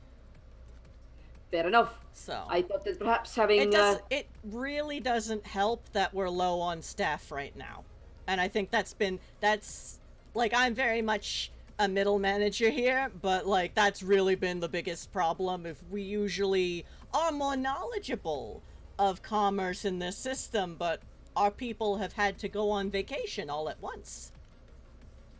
fair enough. I had thought perhaps to ask. Is all. No, that's fair. That's fair. It shows we're gonna work great together, because you already seem to understand us. But, yeah, unfortunately, like, yeah. We don't usually subcontract to begin with, but it's kind of ridiculous times right now. These are the end times. We are in the darkest timeline, and it sucks, but we're trying to make the best of it. May you live at interesting times is still a curse. Definitely yes. That's all the questions I have. So yeah, anything else? Yeah, I mean, if you have any questions later, you can just call me on the communicator or text me. It's usually easier because when I'm here, I'm usually working. So. Okay. Then let's head back to our base of operations and do some planning. Okay. So, as we're walking back, I've already figured out how to steal these, the basic ones anyway. I imagine it can't be much more difficult than knocking off a street post and taking off with it. Yeah, but if you do that, they notice that one of them's been stolen. However, if you trick the system into thinking that one of them is broken and have it taken down for repairs, Okay. then looking for it except for the maintenance department. And then if you happen to be dressed as the maintenance department, no one's going to ask you why you're taking one of them down. Fair. So yes, our 10-minute break alarm went off. So I Yes. think this is a good place to pause, and y'all can think for the next 10 minutes if you have any more ideas of how to heist. I had a feeling, yes, today's assembled players might have fun doing a crime. Be crimes, do crimes. Be crime, do crime. Yes. We'll give Guildenstern his appropriate amount of time to take care of his business behind the pawn shop. Yeah. Yeah, Won't take long. yeah, he's just hanging out, reading his phone. He's like, oh, you were serious? Oh, okay. And yep, stuff happens. It's fun. Okay. He's Well- he's not a professional, but he's okay. He's enthusiastic. I'll be the judge of that. Oh, okay. I guess I Alright. could roll for that, but What would you even roll? I mean, Perform- dexterity. Dex and something. I know I've played a sex Composure? worker in I mean, feel free to. I dare say this would be expression. I agree. Or streetwise, depending on how you want to go with it. Socialize. Maybe it depends. I've played a sex worker in NWoD before, so it's just basically it works out as a performance check. Anyway, on that fun note, yes, if you haven't noticed, this is an 18 and over stream. Yeah. So yeah, we generally go on a 10-minute break after about 90 minutes. So yeah, chat, thanks for hanging out. We will see you in about 10 minutes where heisting crime will happen, hopefully, and we'll see how our protagonists do. Oh, I have a plan. Yay! I'm sure you do. Plans are a great idea for sure. Let's see what plans survive contact with, well, your allies and the other PCs. Let alone the enemy. Perceived enemy. Alright, so, I've forgotten how to do OBS. Oh wait, I remember. Okay, so chat, we'll see you in 10 minutes. Don't go anywhere, get a snack, get a drink. And we'll see you in 10. Bye!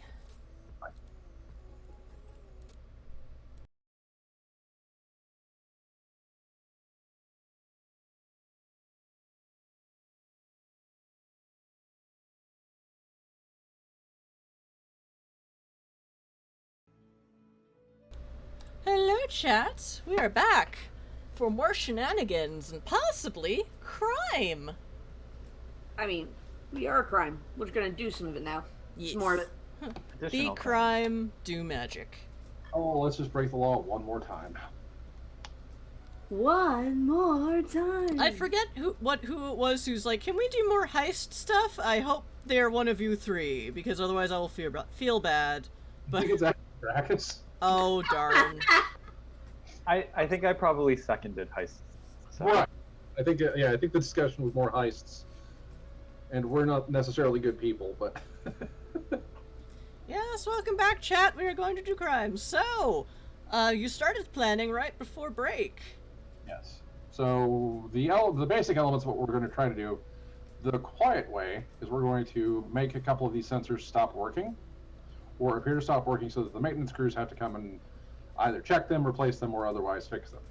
And then we will follow the maintenance crews back to wherever the main base is, and then infiltrate that building and go from there. Because I think we can surreptitiously get into a building reasonably easily between the three of us. Sounds legit. At least for the basic versions of these. The high-end ones will take a little bit more effort because we would actually need to find a place that's protected by them. And so far, I haven't seen one of those. And I've been in a couple of other districts in the city. Yeah, weirdly enough, the places more likely to have those are up with the tops. And the only place like that you've been is the Prince's Elysium. He may have had them, you don't know. But do you really want to deal with him again? No, but his sheriff might know of somebody who might have one. That may be a call we have Petruchio make between scenes. Or between episodes. Because vampire stuff is Petruchio land. Yes. It is going to stay that way since you met the local vampires. Definitely. This Without is doubt. your problem, not ours. They are a vision of something. Woohoo. There is something of something anyway. And, Honestly, I'd probably say the north end of a southbound horse, but you know. So, with my governmental contacts, can I figure out who does the uniforms and stuff for the maintenance, city maintenance people? I will say that's gonna take another roll, but yeah. Okay. Give me a second. Probably. It won't require a very high difficulty because you're already in with the local government. Okay. That is a manipulation plus politics, or I'm gonna look at your character sheet. present? I'll accept either of those. It's so basically presence is tell me where this is, I need to know it, and I don't need to tell you why. Manipulation is saying that, but in a nicer way. Or just like, I'm curious, where do your uniforms are so nice. I'll do the soft version of that, and I rolled a 10 for my roll. Okay, plus dots? No, that is with dots. Okay. Number 2. I also have fast talking and etiquette, if that helps in any capacity. What did you roll again? You rolled which skill? I rolled politics plus manipulation.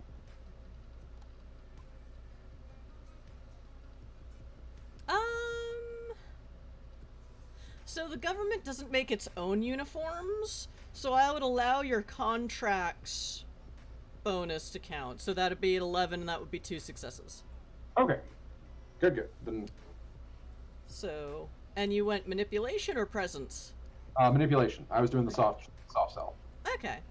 Yeah, you're talking to Sandy the next, we'll say, you know, this is now the next day, so it is now 3 days since you met the prince. And all time must revolve around that asshole, of course. Well, he certainly thinks it does. Yes. Oh, Deva. They think believing it makes it real, or does it? Who knows? Technically, that's how we work. But Yeah. Lol, changeling life. Yeah, so, Sandy will give you the full breadth and width of just, like, well, we used to go with this one company that was a subsidy of another company that was a subsidy of another company, but then we had to switch it because this subsidy was transferred to that one, and then they ate all their holdings. So it takes a while, but eventually you find out, like, it's a... I'm riveted. Yeah, it's a... uniforms... so I would say this is a uniform... actually... It would be a subsidy of a subsidy of a subsidy of, like, Paragon, weirdly enough, because usually they're weapons, but they're also paramilitary and uniforms. Okay. So, would it be possible to have Petruchio off-screen roll the a purchase order getting sent to them to have a set of uniforms for the 3 of us delivered to a dead drop location? I think this is the first time purchase orders have ever come up in a role-playing game that I've been in. well, that's how Like- I You're roll. playing with a contract lawyer. I Where else know, they gonna come yeah, up? it makes sense. I am fine with that, because, yes. Actually, it should have, maybe brought out my dice. Hi, dice. The dice are loose. The dice are loose. You're about to be like the goose. Woohoo. No! No geese. No! No! No! Wild geese everywhere. Oh no! Alright, let me bring up Petruchio's sheet then. Watch Dune lose his mind. I know Petruchio rolls like 50 bajillion dice on hacking, so. Okay, so... Super for him. Or them. I don't know which gender identity they are rolling with today, so we will go with them. Petruchio's been rather gender fluid, so... yeah.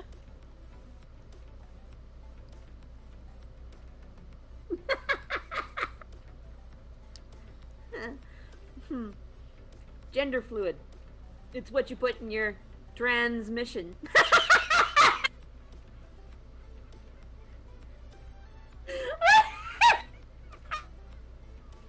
Who said that? That was awesome. At least I thought it was funny, but I'm cisgendered, so I might not be the best authority. It's like there's nothing you can do about that joke. You just have to sit there and let it happen. Fadier's not happy with me. Another. Oh, god damn it. Superpowered lure means Saul good. Okay, I haven't watched it, but I know where that comes from. Okay. I haven't seen it. Or know what it's from. You better call him. Better Call Saul, which was a spin-off of Breaking Bad. Breaking Bad.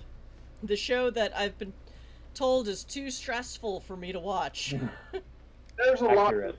in Better Call in Breaking Bad. It's like, whoa, guys. Is it like Attack on Titan, where if I just stop watching in the middle of the episode, it's okay, because they end every episode with a horrible cliffhanger? No, there's a very linear story, or at least for the first season of Breaking Bad, from what I remember, and it gets real dark and real deep in some places.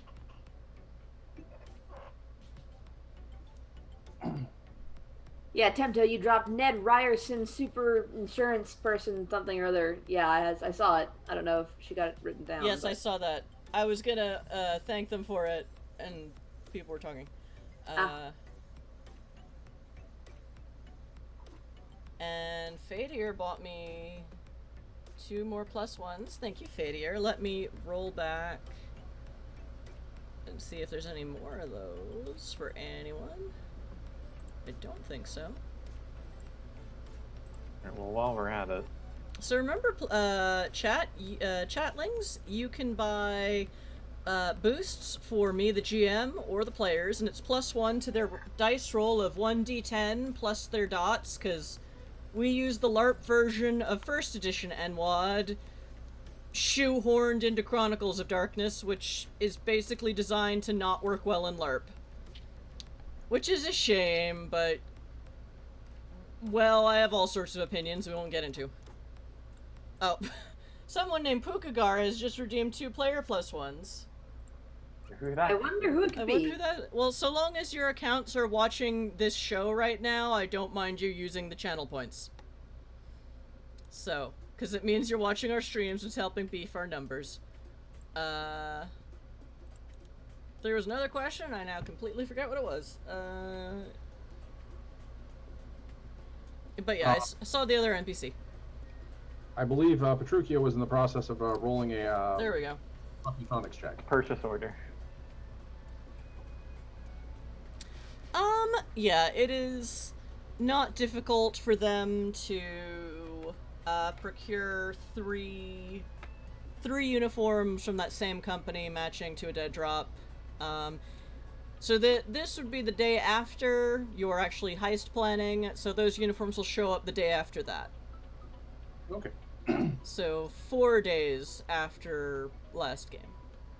That is very, very ominous that you're keeping track of the number of days that have passed. That makes me somewhat concerned. Well, it's just that I realized Talons only last 28 days. Ah, yeah. I was thinking of something else. I also have a murder watch. Yeah, that's... Oh, you've got a murder watch, yeah. It'd be interesting what would happen if the huntsman showed up here. Like, how would they react to that? Sunraiser, do you ask anyone about their adventures in the hedge thus far? I do now. Oh, the hedge here is fucked. Oh, There's no changelings here to keep everything under control. So there's wild hedge beasts roaming around. It's absolute anarchy. Good to know. Gonna practice going ghost form in that case.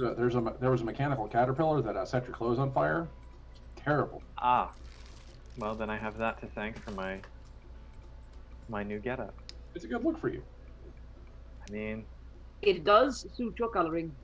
I won't lie, I feel prettier than I felt in years. You're definitely ready for the goth club.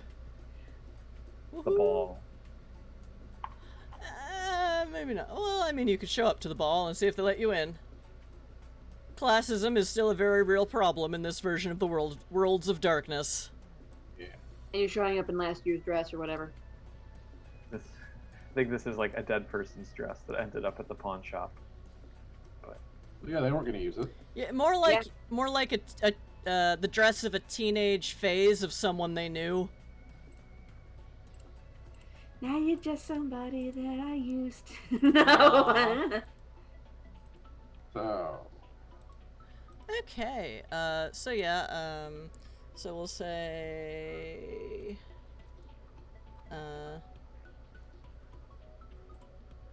Are we taking guns? I'm not, but my talents are not necessarily gun-driven. Nor mine, just, it's nice to have a little bit of extra security just in case. I brought my own guns. Cool. I mean, if you, in a pinch, I know that people are protective, but like if we get into a tight spot and you've got an extra, like I wouldn't say no. In a pinch, I do recommend, well, I suppose I'll pull out the handgun and hand it to you. It's a pretty standard pistol, a slug throw, of course, to get around the energy weapons restriction. But it should do, as you say, in a pinch. The other weapons, I believe, are either too specialized or rather on the heavy side for you. I concur. wait, so I'm gonna leave Henrietta the laser pistol inside. Okay. Forgot. Okay. What else are you planning or studying for your heist? Power distribution grid, maintenance crew routes. Basically, we've isolated a section of the network through physical observation to see basically how heavily traveled this route is. People are on it. Would a maintenance crew be noticed if it were to, say, mess with one of these things? Just watching the area around it to case the joint. Okay. Where is that area? In a district a little in Harlem, the capital district. In the capital district. Okay, Yeah. because the network says they're all over the planet. There are municipal things in every... Did we find it in Ponos? There are the only municipal buildings of Ponos. They are there, but there's only 2 of them. One is the shipyard where you're parked. Actually, no, it wouldn't be the shipyard because you've used magic in there. Anyway. It'd be the customs office outside the shipyard. Yeah, customs office outside the shipyard, which none of you used. We didn't have anything to declare, except we were awesome. They sent 3 guys out to poke the hole for any remaining void Yeah. critters. But And a few levels up from the shipyard is a post office, because there is no way to teleport goods across a planet or the abyss. So without magic. And magic won't cross the abyss. So post offices are still a thing for not really for letters, but for packages. Okay. I would also like to ask Petruchio off screen to make a hacking roll to see if he can find any ship manifests that list the higher end scanners on their cargo. That's more than Petruchio can do as an NPC. Okay. I mean, Especially while try. Petruchio is currently still working on an algorithm through the municipal city space records to find possible spaces underground, possibly looking for a gulag. Yes. So Petruchio can dart away. So Petros, having done the legwork of find us some uniforms, she's like, okay, fine. I found it. Yeah, go do that. But yeah, anything more like, hey, can you hack into a Megacorp's, I wasn't asking manifest? for Megacorp records. I was asking for shipyard records. I want to know what they declared. Uh, I can hack. And Gillenser. Yeah. If I'm reading the situation correctly, a maintenance crew operating in Ponos will be sticking out like sore thumbs because maintenance crews don't come here from what we've seen from the amount of not maintained buildings. If you're watching the Ponos post office, it's also kind of run down, but then like maintenance workers, this being a very classist society, maintenance workers are basically dressed, if not designed, if you're working with synthetic humans, which a lot of them seem to be, to blend in with any environment because no one wants to see them. Even better. This is like an all-access pass to the city. No No kidding. one pays attention to the help. True. So then, yeah, we'll scout the area around the post office. Mm-hmm. It is very run down.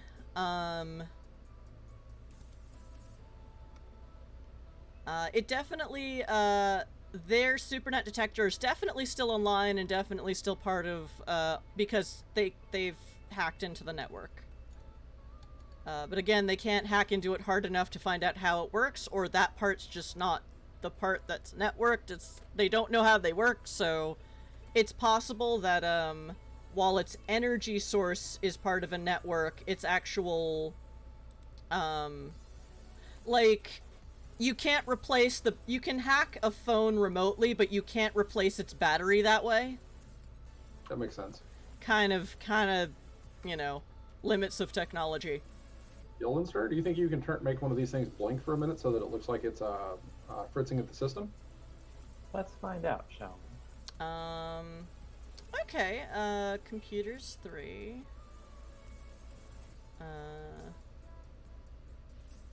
Not sure if specialty would apply. What's Like your figuring. Specialty is intuition, like in particular, like figuring out unfamiliar systems. I might need you to rewrite that specialty. That's a little vague. Also, why would there be anything intuitive about a municipal computer system? Oh, that's fine. No, I mean, Yeah. that's, So, yeah. well, yeah. This is why I asked if it would apply. No, it would not. If the answer is no, that's fine. No, it would not. But after this game, I will allow you to rethink that specialty because that's a really weird computer specialty. Unless you've seen it in the books and you just want to page cite it for me because I'm a librarian. When there's a specialty, it's usually this is a particular concrete thing that I'm good at. Yes. I have a specialty in improvised weapons, which means I can hit somebody really hard with a chair. Yeah. Which, you know, could be phrased as intuitive weapons, but that's like, or you could say improvised weapons. That's fine. A better hacking specialty might be on the fly. Or we can discuss it planned. later. Yeah. I mean, it's yeah. Anyway, yeah. Okay. NWoD Chronicles of Darkness system. Hooray! What would you like me to roll? Okay, roll int computers. Hold on. Let me look at my notes first. Remember, you have 15 plus ones. Gonna use it. If I can use more than one of those for extended time and planning. You've got 15. I would allow that because you have so many. Hold on. Let me look at my notes to remind myself of what I set up here. Intelligence is not my strongest stat. I don't know if it's any of our strongest stats. Probably Klaus. Klaus probably has high Klaus- intelligence. Klaus and Petrucci are probably very, very intelligent. Okay, so I just mash keyboards until things work. okay, so Infinite number of monkeys writing Shakespeare. Exactly. so what is the plan exactly? So is this the heist, or is this a test you're going to do to see what happens? We're going to test the system to see what happens. Okay. And then we're going to be stationed nearby to watch the actual maintenance crew to see how long it takes them to show up, Okay. to observe the effect of this thing blinking out, Okay. and to see what they do when they come to fix it. Okay. So okay, roll int computers. You have a +1 for already having the network kind of hacked. Now you just have to spoof it. All right. And then do you add any additional +1s from the pool? I'll add 1 from the pool. Okay. Here goes. 11. Okay. Oh. Okay, yeah, that's an old roll. Phew. Yes, please don't infect the sensor with an AI named Min Buttspace. I mean, don't roll a 1. Unleash it on the power grid. See what happens. Are we sure that thing's not evil? I think we're sure that it is. Fair. That's That's what we've been figuring out here. Okay. So, all right, for just to just spoof it. Yeah, you don't actually so basically you're trying to actually turn off the power in that little part of the grid, or just make it blink. We're making it blink to see if we can make it to see if we can trigger a system error so that somebody comes and looks at it. Okay. I'll say with this being the Ponos district, I'd say with an 11, yeah, you can pull that off. And yeah, there's, a crappy coffee shop across the nearby the Ponos post office. Where there's, an elderly man. There's basically one old post office worker behind the counter as you've been inside, and there's always a line there. And so are you in, do you have someone inside the post office, or just waiting outside, or? The detector inside the post office, or is it outside the post office? It is inside the front entrance. I will be inside the post office pretending to mail something to myself. Okay. Yeah, I probably wouldn't be hacking the post office from inside the post office. So That's probably fair. I'll be in the coffee shop as well because I stick out a bit. Which is also good because, it's a post office in a cyberpunk dystopian future, so it's really just a box, a big concrete and linoleum box, and there are no windows. Even more soulless than the current version. Yep. It's pretty easy to spot the Supernat detector from the schematics or from the, not so much the schematics, but the picture you have of what a cheap one looks like. And it just looks like it's kind of lumped in with a bunch of other sorts of detectors of various purposes. Probably weapons or Yeah, I'm other definitely stuff. not inside the post office. CCTV, those kinds of things. There's basically just a wall of detectors. Like, you walk in the door, and to your right, to the left is a wall, to the right is just a big bank of technological things with blinking lights, and one of those, one kind of more on the outside of the pile of tech, is the Supernat detector, which, watching it before the spoof, had a blinking green light. Now it has a blinking red light. And I will observe. And the old man behind the counter kind of is working with one customer, and he kind of looks to the side like he sees something, and he just sort of like slumps and rolls his eyes, and he's 1 minute, and he leans over and hits it. He picks up a communicator and starts he kind of walks away from the window behind, again, the kind of, well, I know we have them in New York, I don't know about other places, but basically all New York post offices have, like, a plexiglass wall. Actually, not all of them. The one in Rego Park does. Plexiglass wall, and basically there's, like, a package receiving window where, like, you pull up one side of the window, you put the package and you put it down, and then the other person can lift it and pull it through to the other side, so that they cannot be shot. Similar reasoning here. So you can't... He picks up the communicator and walks away from the desk, a bit further away in the back. And you can probably hear him, he's talking to someone, and he sounds rather... And,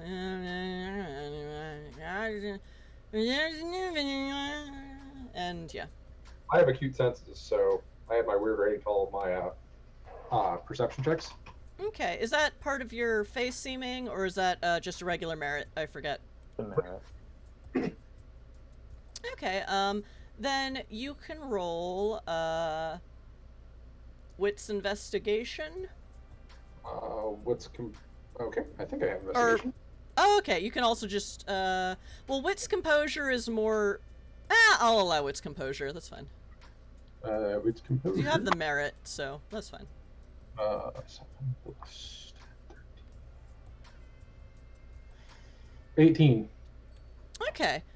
Yeah, you hear this guy. You hear the postal workers having an affair in the back room. No. I know. Sadly, no.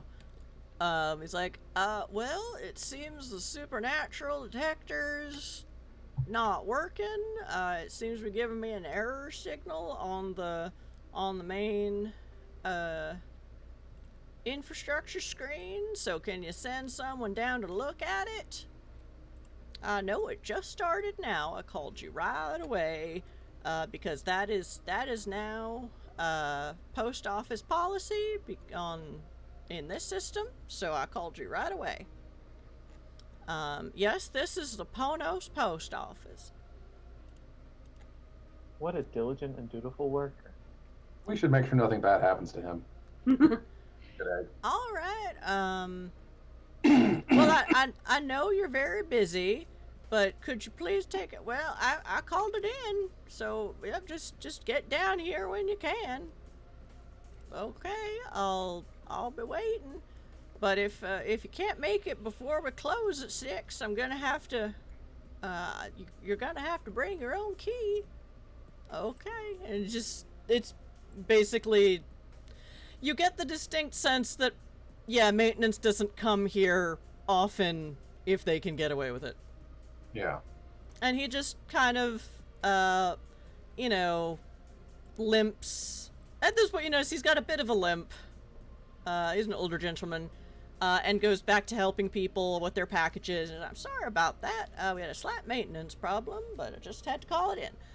So you want to send this to such and such, and just, is talking them through postage, and is kind of slow at it, which is probably why there's always a line. But people don't seem angry or grumpy at him after talking to him, just when they're in line. Okay. So he's good at his job. Because he explains how things work. And he's not the kind of post office guy who's like, oh, well, to do that, you have to... Oh, you want to do that? Well, that you have to fill out this form. Oh, you wanted to do that? Well, then you have to fill out this form. And, like, he's more, like, on the ball with his actual job. Excellent. But yeah, it's about a half hour to get from one end of the line to the front counter. By that point, maintenance has not arrived. And yeah, as working with him one hand, he's like, oh, so where do you want to send this? And he's just very approachable and very good at customer service, so he's going slowly, but you understand exactly how the post office system works in this system. Excellent. What are you mailing and where to? A box of shredded paper to me, someplace else in the city. Okay. I hope you get media flat rate for that one. Yeah, so you pass it through, and he doesn't ask what's in it. It's just that if you get media crumpled rate, does it cost even less? while you were online, you had to fill out a form that said this does not, this package does not contain contraband or explosives or anything like, in our real post office. Yeah, nothing dangerous, nothing alive. Yeah. And you got that when you got online, so you'd have time to read it and fill it out, and not at the window where it would then slow everything down even more. Because he runs he doesn't run a tight ship, but he runs an effective ship. Okay. So yeah, it's pretty easy to mail yourself a box of toilet paper to a third party location. And yeah. These maintenance crews. Shaking my head. Being all there with the common man. Oh yeah, you heard about that? Yeah. I mean, I don't know. Just, if they want the system and Panos to still work, they gotta maintain it, or else they gotta train me to maintain it, but then that means I'm in a different pay grade, and it's a different union, and it's just, a big mess. You get a sense that he kind of wants to rant about something else, but... Oh, I'll give him room to rant. I gave him the opening to... Yeah. Actually, roll... This would be a roll. Roll... Approachability. Yeah. Charisma. Roll... I think manipulation and subterfuge. Okay. In my mind, the post office worker's name is Jeb. I don't know if this is true, but... It is now. Jeb, Yay. the post office worker. Jeb Postman. 13 plus... Oh, subterfuge? Let me check. Oh, no. I rolled a 16. Okay, that's 3 successes. So, you get a sense from your knowledge of civil servants in general that he... Is someone calling someone, or is that on the music track I'm listening to? Music. Oh, that... God damn it, Pretzel. That was weird. Yes, Postman. You get a sense that, so you know what's on the fritz. He doesn't know you know. He just... Oh, I guess he heard me calling maintenance. You get a sense that he's annoyed that piece of equipment is there, and that he maybe doesn't agree with the principles or policies that put it there, and is like, he won't say it out loud because, a civil servant speaks actively against the government they're working for. Gets fired. They get fired. But you definitely get a sense that he is not into Supernat detectors or their use or their being necessary, and is like,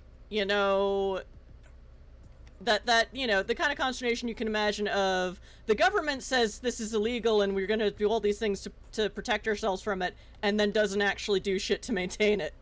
And it's like, the fuck, government? But he doesn't say... You read that, but he's not saying it out loud because he wants to keep his job. I understand. I mean, I will soft shoe these things. Do we need them? Probably not. Yeah. Are they going to insist you have them? Probably yes. Yeah, this is a rough place to work, but I do my best. So, yeah, we'll have this. This should. And he puts your box on a conveyor belt that goes like through through into another room where you hear machinery rather than people, but it's probably getting sorted to be transported.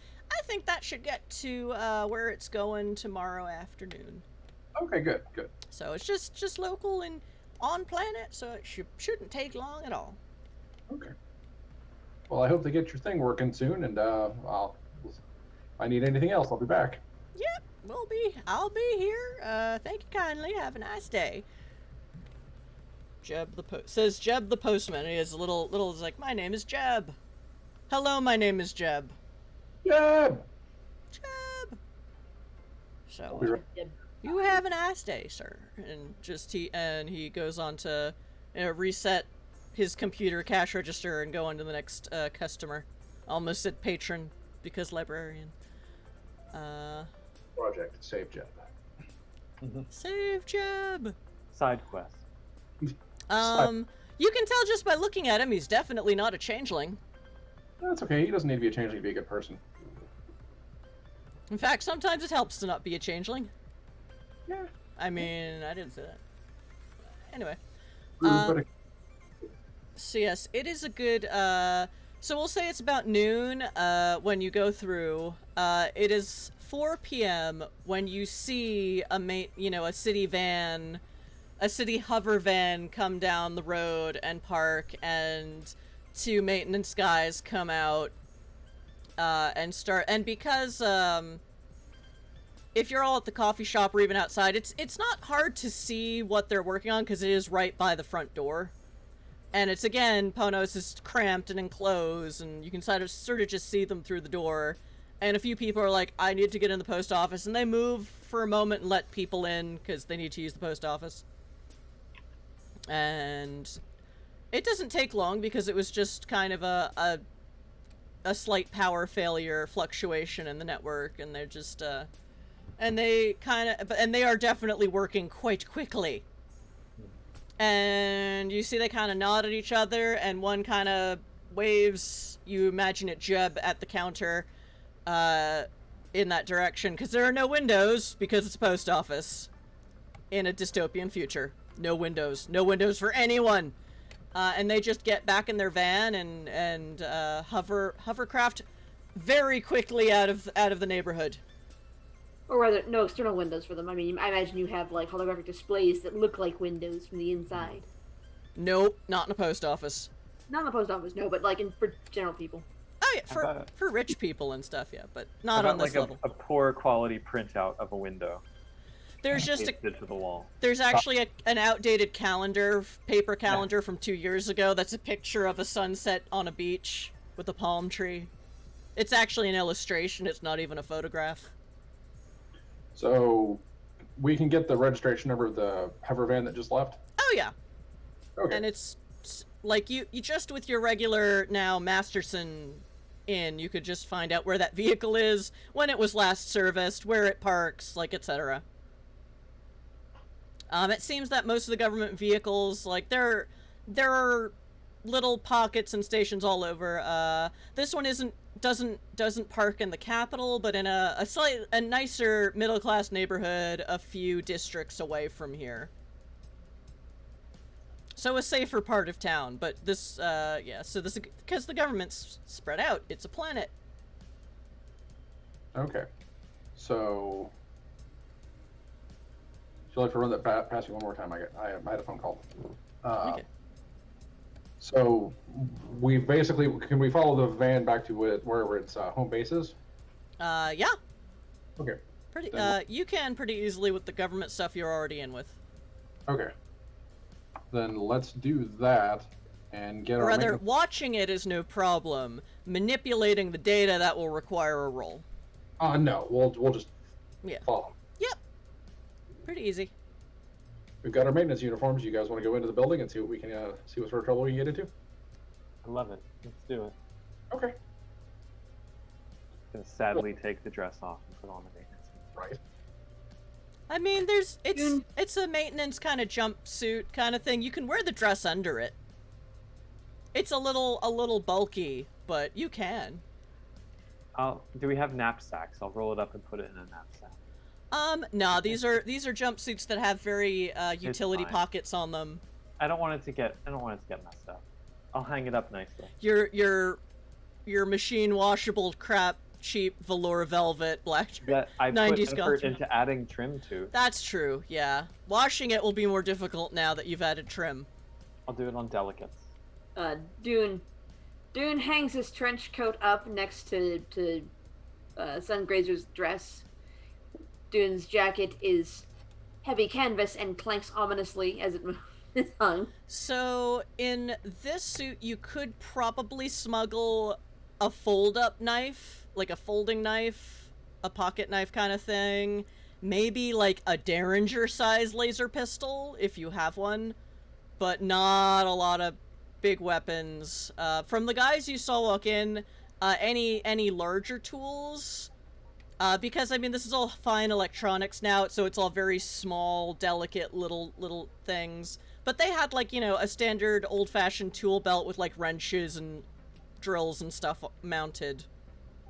I'll take one of my belts and put it around the outside. It's almost a utility belt. It's not quite as wide as a regular one would be. But it also has places for me to hang things like a perfectly innocuous solid steel pipe wrench, you know? Just in case. Yeah, I'd say you probably have one of those on the ship. In case you need a blunt weapon. I mean, I probably have some tools. It's, Like yeah. just, you know, for ship tinkering. So Yeah. I can bring I'll those. also add a hammer and one of the big screwdrivers. So. Okay. Yep. Permission to similarly equip? Who are you asking? The GM or the players? Yes, GM. Yeah, that's fine. The empty air. The spirits. Your warlock contract with the GM. Hey, can I have a thing? I can has? I can have. I mean, he's a tinkerer. Alright, so you are all suited and equipped with the basics, and you know where there is, and it's easy to see that this park's in the garage of a general kind of municipal maintenance center. Okay. So they, you know, there are other vehicles parked, and there's an auto shop. There are, you know, it looks like this is a place where various kinds of, you know, detectors, network items, things like computers, other things are brought in to fix. It's a fix-it shop for anything that the government tries to use on a regular basis that might break down. Are any detectors already in here? There are Supernat there are still the cheap Supernat detectors, a couple in this building, one at the entrance. No, I'm saying in the maintenance bay. Have any already been hauled in for maintenance? That is not on this database. Fair enough. So that will require more hacksaws. Or us physically going inside. Yes. So, shall we go in? Ready as I'll ever be. Okay. All 6'4" facial tattoos of Dune is going in. Yep, definitely. I'm ready to measure. All right. So you all, do you walk in a front entrance, something that looks more like a utility loading dock entrance? Like, what do you do? The service entrance, of course. Service entrance. Yeah, with service. Okay. There is a truck there. Boxes are being unloaded. Excellent. I'm going to activate hostile takeover. Okay, you're at the service entrance, so You remember hostile takeover? well, it is a contract. Yes. Hold on, let me bring up the book real quick. Page 128. Yes, thank you. No problem. I am a librarian and love citations, because it makes my job easier. This is chill bass? What am I listening to? Yeah, this is still a chill bass session. Okay, Pretzel. Please just don't get us DCRM'd or whatever it is. I can't hear the music, so I don't know. Okay. It's all on the screen, kind of. Yeah, I guess it's a little bit. It's white noise.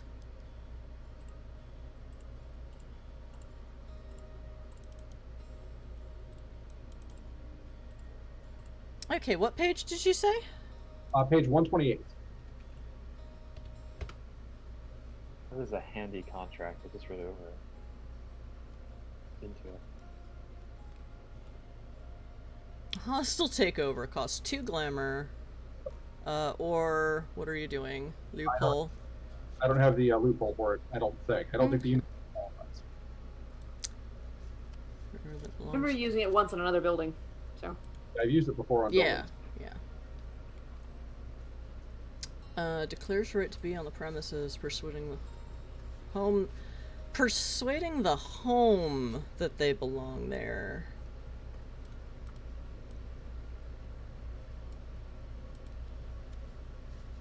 Target. The first line of it says, enforces any dwelling to accept the presence. Well, it says dwelling. The last one I believe was a hotel. This is a building's owner. Okay, well that doesn't count. I didn't think the loophole counted at all. Well, not the loophole. I'm looking at, does not work if the building's owner or main resident also knows hostile takeover. That's not going to come into play, I don't think. No. Unless things are really effed up here. I'm sort of expecting it at some point to run into somebody who has this, and that'll be an exciting day.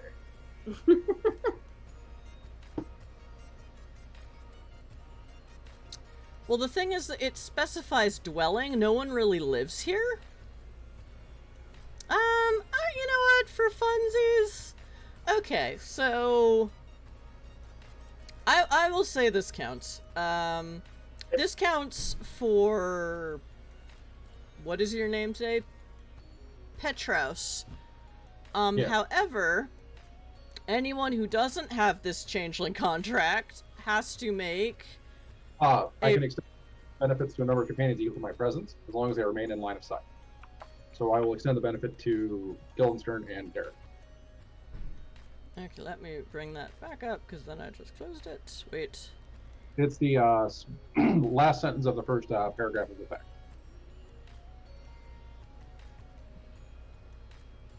A number equal to your presence.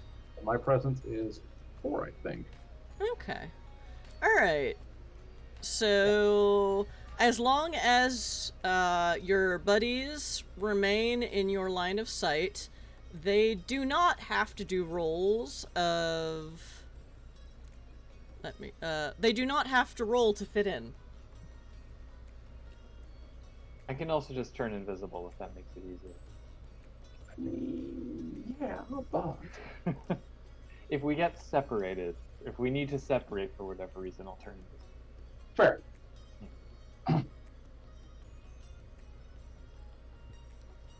Okay. Don't worry about me.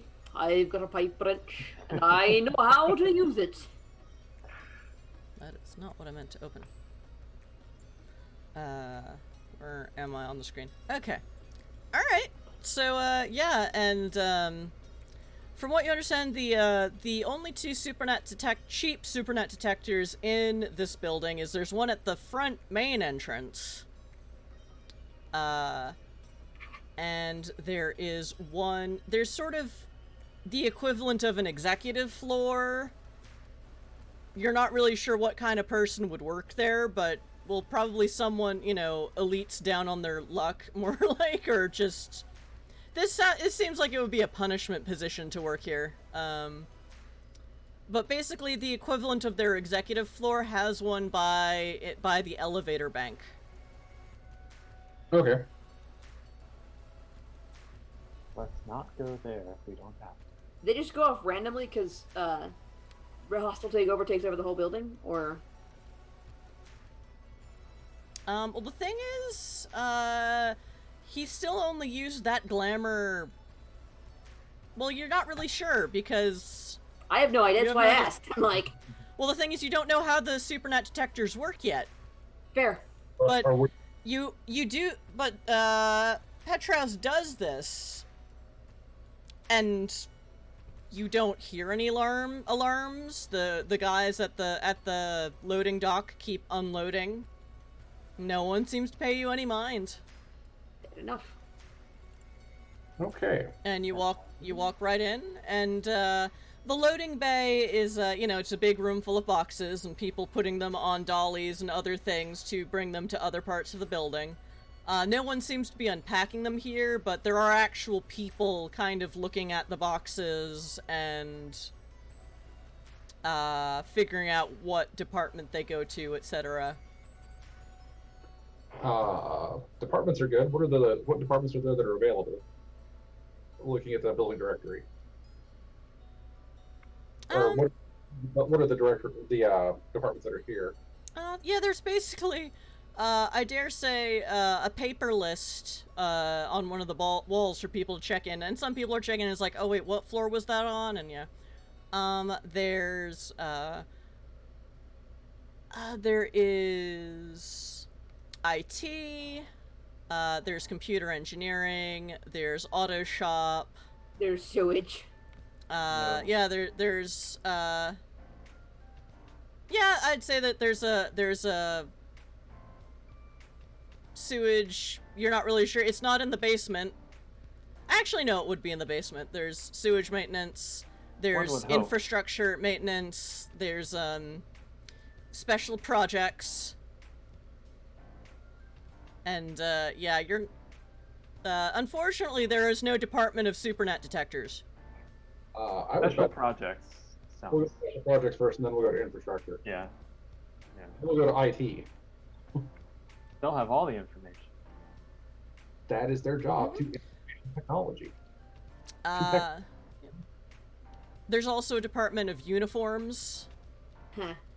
Ooh, we will stop by there to get badges. There you go. That might be more in the Hackosphere? Well, no. But before we leave, we will go there to get badges to go with the uniforms, so that we actually look like we're official maintenance workers when we actually go wandering around someplace else in these maintenance uniforms. You're not sure if that's in uniforms or HR? Or, for replacing your badges? You don't know. Well, yeah, but it'll be one of those conversations we have with somebody while we're here. Mm-hmm. So let's go for projects and see if we can figure out how badly we're in trouble. Why not? Worst case scenario, I'll take out the building. Oh, Puka, I am designating you as the person I'm protecting for today, just in case it comes up. Yay! Most squishy companion, Very much. I grant Very you a much. boon. That boon is to let me punch a hole. Okay, so We're gonna head to special projects. okay, it's on the 15th floor, and Is that the executive floor? no, executive floor is 108. Ah, Okay. All right, big buildings. What am I hallucinating? Yes, probably. Huh. Don't ask yourself that question. You have to make another morality check. Yeah, you got a sense from the director you saw that there are a lot of like mechanic kind of shops in this building, but it's also a lot of offices of people who manage the maintenance and the tickets, especially since that seems to be on a different database than the one you usually have access to. go figure. Because of course it is. It's municipal. Just as a question, Yes. would Sergio, being the forward thinker that he is, know that if we were going into a place that had access to a computer database that we do not have access to, would give us a physical thing to plug into a thing to give him a backdoor access?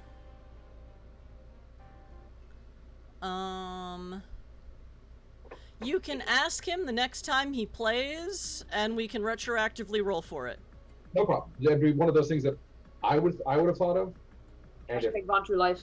he were here, he probably would have done it, but it was one of those. Mhm. We'll Because bring it up. also, it would probably be something that could hack wirelessly, so if they were to roll successfully for that, they would be setting up a device to hack it wirelessly. Okay. So you don't have to plug anything in, so I don't have to make you roll anything. Excellent. But yeah, Just make a note of it. Traditionally in a plant pot or something, you just have it repeat outside the This isn't super top secret shit, it's just it just seems like annoying typical red tape nonsense that it's a different system. And I mean, on the other hand, this is exactly the system he's trying to get to, because he wants to look for blank spaces, and maintenance would be the best place to, Yeah, Where but still, is not? take it up with the player who's not here tonight. Yeah. So yeah, but you will keep track of this, not me. That's So, your job. there we go. So make a note, must talk to Petruchio about the thing, and retroactively can roll for it. Okay.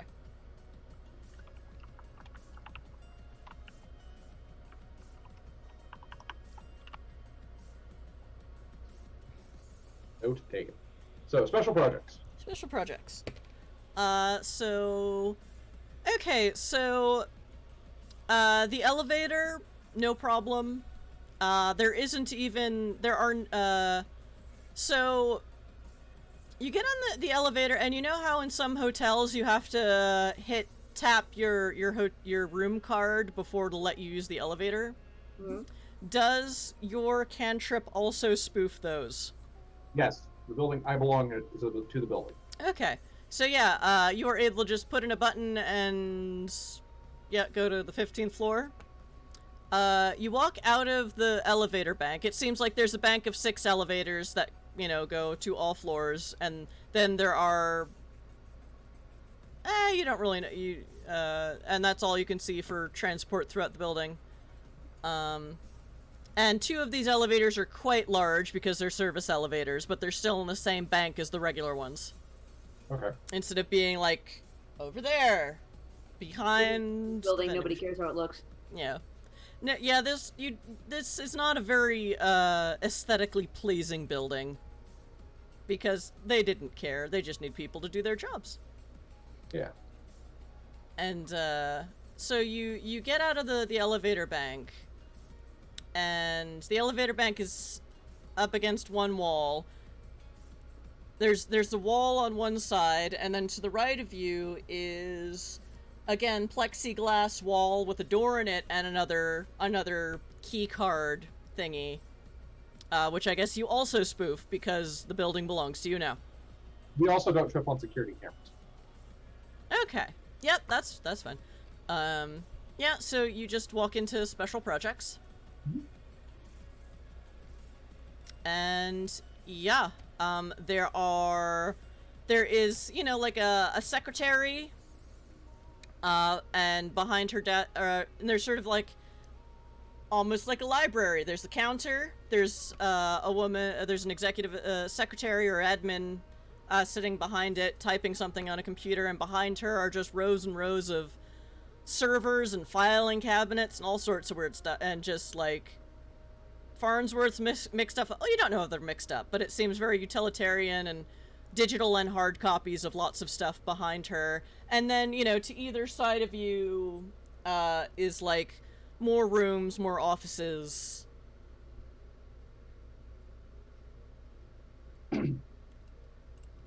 Hello. Oh, hello. Can I help you? Yeah, we're with the maintenance department over in blah blah blah blah blah blah blah blah blah district, and we got sent over here to go pick up some records on the detection devices, serial numbers K7-70111159, model number 3. And I've never been in this building, and I'll be honest, we got sort of turned around and distracted. Could you send us down to the maintenance folks? To the people who deal with the thing director. Are you saying this in character, Dune? No, I'm not. Yeah, I know. Okay. I'm just specifying. Make sure he specifies, because Well, I'm just trying to be quiet because he's got a very distinctive accent. Mhm. And also he's feeling a little vulnerable without his jacket. Pass by any hobgoblins. I hope that there really is a district called blah blah blah blah blah blah blah district. Yeah, that's where the blamps are. Okay, so the thing about this contract as I'm reading it, it talks about the building itself, it talks about animals and hobgoblins. It does not talk about humans. Oh, I have to completely talk them into believing that I'm a person I'm supposed to be. Alright, so roll me presence and socialize. Presence and socialize? Who knows what every point. The dice do not like you tonight. 21. Oh. That's fine. Like I said, reverse evil eye effect is as active on Twitch TTRPG streams. Not sure it works so well for video gamers, but here, yes. Okay. Oh, well, I mean, we do have the initial, so remind me, you asked me for this, you asked her for the supernatural detector, serial number, etc. Yes. We're trying to make sure that all the records are in one place and that all the maintenance programs are tied in so that all of these are taken care of, and then as they upgrade to the new models, that we make sure that the maintenance schedule goes out the way it's supposed to. Okay, she totally buys it. She's like, oh yes, we have all these schematics of the current municipal Supernat detectors on file. And she looks like, yep, they're still there. We haven't had any updates yet. Actual maintenance of those is in the computer engineering department. Excellent. Okay. So we have the initial special projects, initial planning and stages of it, but actual maintenance of it happens in the computer department. Now, can I check your log on that to make sure that you've got the most recent version of that file? Sure. And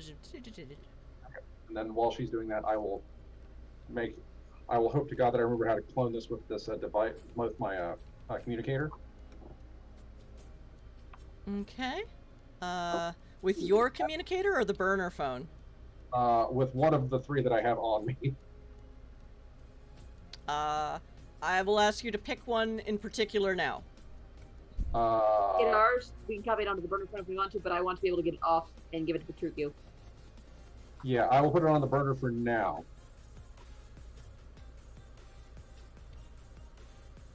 So Archie may want it, but we want it too. Yeah, Archie wants it, but it's one of those things of everybody's getting a copy of this data, but I want to make sure it goes, that we have access to it as well. So yeah, we'll put it on the burner for now. So is that int plus computers, or does the building decide that it wants to give me the information out of the goodness of its black heart? I dare say that's int plus computers. I would add some plus ones. Because this is your phone, not the building's phone. True. I'll add 2 plus 1s from the phones in your pocket are like, bitch, we know you. Don't treat us like we're new. Nah, bitch. The glamour has the glamour only goes so far. You what?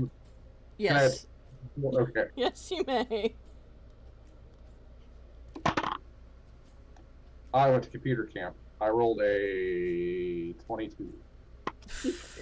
10 plus 6. Remember! I have seen Petruchio do this enough that I remembered which buttons to press on the computer to make it work. In that wonderful way in the Expanse, where she goes, fling, and you go, fling.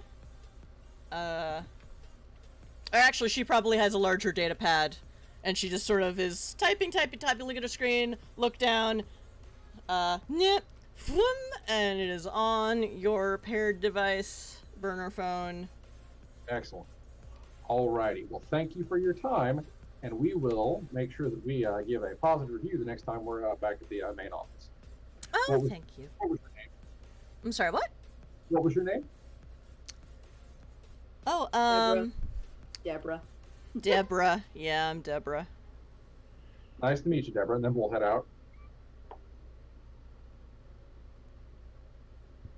Yeah, I looked into this project myself, but I just feel so much safer with those Supernat detectors up. And she goes back to typing. They work great.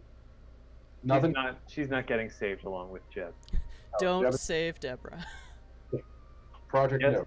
yes, Jeb, no Deb. Yeah. Jeb, Yes, Jeb. not Deb. Jeb, not Deb. Jeb, not Deb. Little So- red cookbook. Okay. On burner phone. Make a note of that. Okay. Let's So, head back. Let's get back to the elevator. Mhm. Computer sciences. computer engineering. Engineering? Does that seem like a plan? Would you like to do, as we're on the elevator, would you all like to do any sightseeing while we're here? Anything else you'd like to maybe take and make your own? I don't particularly like any government buildings. They seem rather soulless, even in the nature of such buildings. I think it is the soul-sucking work that takes place here that drains the place of its vitality even beyond just being a joyless hole. Actually, the ones in That's Eden right. system are quite nice. Yes, But that's because here, everything's nicer in Eden. here it's generally definitely a beehive kind of hole. Yeah. And all the fluorescent lighting doesn't help. This is a giant concrete box. Yeah. Concrete, linoleum, and fluorescent box. By the way, I noticed that you put the schematics on the phone. Well done. It was rather smoothly done, as it were. I do not think Petruchio could do it any better. Oh, I'm sure he could. He probably could do it from his office on the ship. Nevertheless, most impressed. Mm-hmm. Would you like to acquire anything else while we're here, or shall we head down to the computer engineering? I say we go to computer engineering and see if we manage to luck into any being in maintenance already. Might I also suggest that perhaps you send that to also our phones, so that if we lose the one, we don't lose it all. I would like to do it when we're not inside the building, so that there's not an immediate trail of where the network can track our phones from where we were. Fair enough. I put it on the burner because then it doesn't show my phone as Masterson being inside this government building, which would be very conspicuous since I'm not supposed to be here or anywhere. Fair. It's the wrong database! Oh When we get out of here, we're somewhere safer, a little less governmenty. I'll be more than happy to ship that over. But right now, no! So, computer engineering is the 43rd floor. And once again, you get on the elevator and push a button without having to swipe any kind of a card. Because this is, yes, master. I love this contract. It's probably my favorite. I like this contract more than I like Red Revenge, and I like Red Revenge a lot. I find it hilarious that it's gonna be a heist episode, but with not even clever, just straightforward use of changeling cheese, it has become a shopping episode. But that's fine. Other GMs get cranky about that. I'm just like, lol. My only comment is EBDB. No, never mind. I like to think of it as we are making clever usage of our basic game mechanics to further the plot and move the story ahead without having to make unnecessary rolls that may get us all killed. There you go. And derailing the story. I mean, ultimately, you've been in this building for a little while now, and you haven't seen anyone open carrying a gun. That's only a little... Have we seen security people in here? Well, you went through the... there was probably, like, one bored cop in the loading bay. Okay. And, like, no one else. Okay.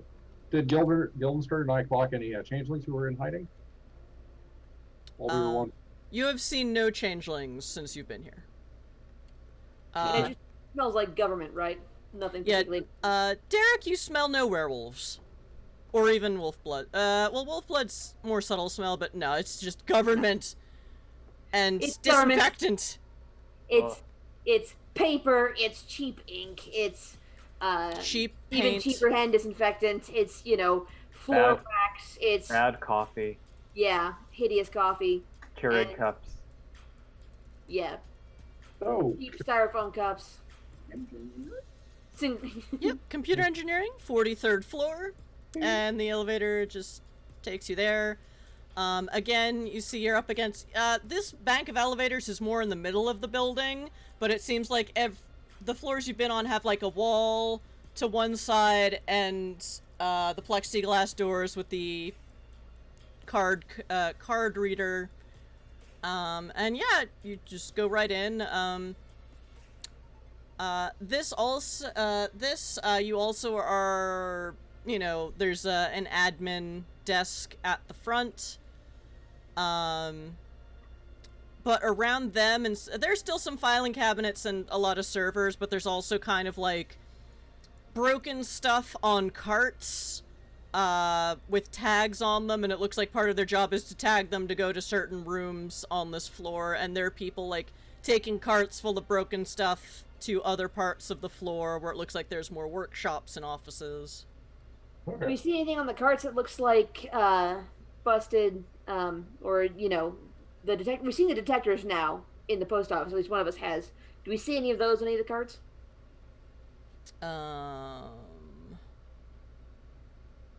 Roll. That's why we're here. I'm gonna say this is a wits investigation roll.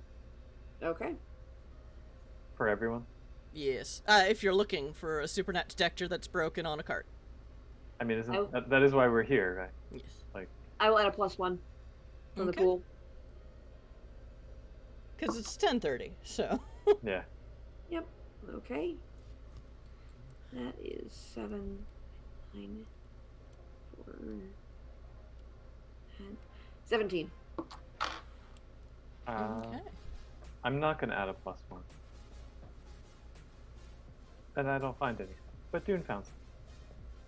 Did you get no successes? I did not. I got a 7, which is really frustrating. Did you roll a 1? No. Oh, okay.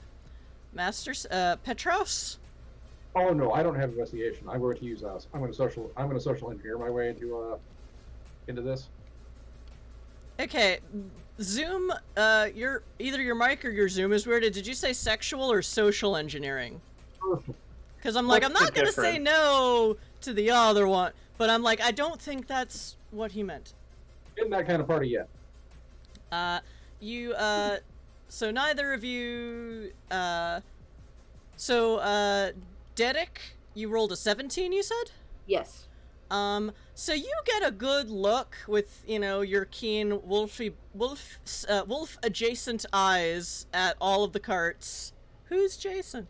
Going back and forth, and you got a good look at just not the schematics, but the picture of the model you're looking for, and you are very sure none of these is a broken one of those. You're not sure. You see a couple things that look like detectors, but not the same. You recognize some from the post office, but not that one. Right. So I forgot acute senses again. I actually got a 10. But... Okay, But I mean, Guildenstern, you also don't, you're like, you're kind of sure you don't see, there's a lot of weird stuff getting fixed here, because so much of society runs on computers that a lot of it gets sent to computer engineering, depending on the problem. Well, let's let the face talk through the situation. Yes, Hey. Petras. You guys got a K7-1107999er KT Model 3 around here anywhere? Is that actually the model number? I have no idea. Okay. You never told us, so I'm running off of what I understand the schematic. That's what the schematic says it is. Okay, yeah. That's the schematic data. I'm giving them the schematic data information for these. That's just the number I made up for this particular operation. Ah, yes. All right. Improv. Yes, we're allowed to do that on Twitch. I took improv classes for 2 years. You'd think I'd remember that. Anyway, Yes, and... all right, so once again, you must schmooze. So it is manipulation and socialize. Okay. Manipulation plus socialize. Manipulation plus socialize. 4, 7 plus 4, 14. 14 or 13? 14. 14. Okay.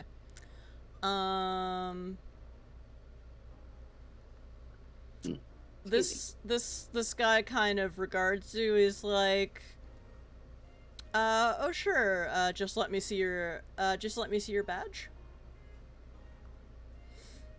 Here's the crazy thing. I don't know my badge. We're on an assignment from the main office. We came down to take a look. I will allow you to make this roll again. Okay. I will attempt to roll higher than a 3. You know you do have +1s to spend. I do. I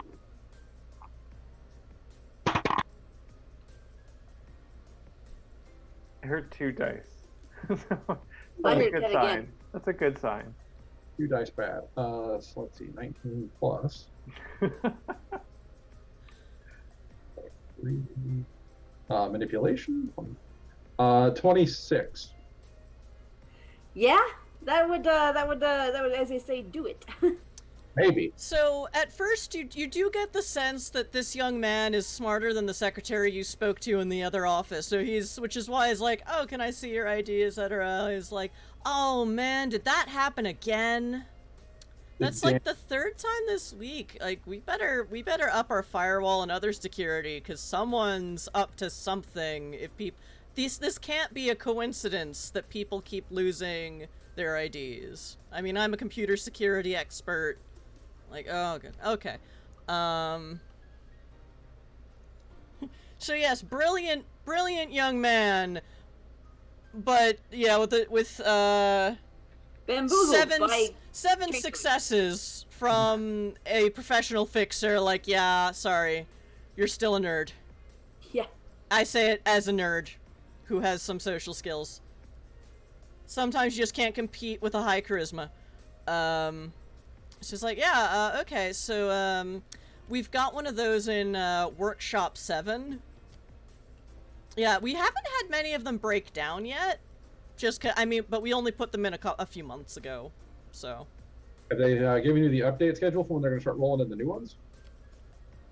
We haven't been... Actually, let me check he checks the logs. We haven't gotten any updates. Well, I mean, we've had some software patches and stuff come through, but, and of course this have to be put in manually because of how they're networked for power, but not for information. And now the GM's brain is melting. But yeah, we haven't, I haven't gotten any news or memos about, an updated model.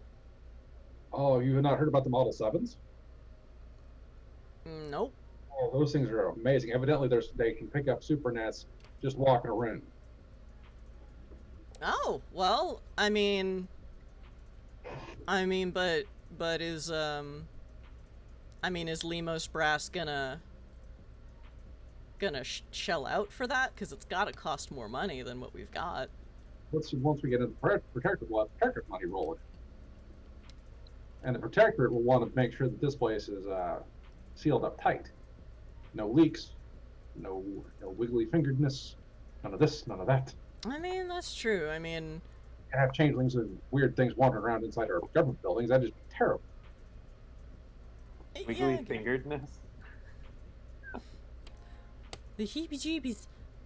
Yeah, I guess that makes sense. I mean, if the government, if the president's really serious about joining the Protectorate, then, like, you gotta... Well, I mean, it's not exactly you gotta spend money to make money, but it's like, yeah, if you wanna... If they really want us to join, then they're gonna have to fall in line before we join. You know what I heard around the water cooler? Hmm? There's a damn inspector on planet. What kind? Like... what is that damn thing called? The, Inspector General's office? For the Protectorate military? Huh. Yeah, I heard there was one of those on planet wandering around doing stuff. I mean, that makes sense. That's kind of serious business. So something's going to happen, one way or the other. Yeah. So, what was your name, kid? I'm not Jimothy. Bevan. Lenjamin. I'm Lenjamin. Lenjamin McButtons. Benjamin McButtons. No. I'm Lenjamin. Okay, Lenjamin. Okay. Well, we're gonna go take a look at that Model 3. Just make sure that everything's working right, that all the paperwork's filled in for it. Give it a visual once over. Okay. Well, I mean, it is broken. Or unless they repaired it and just haven't updated the ticket yet. I know that we've got a... Where's your guys' warehouse of the fresh ones that you put in? Oh, that's, and he brings it up on the computer. That is...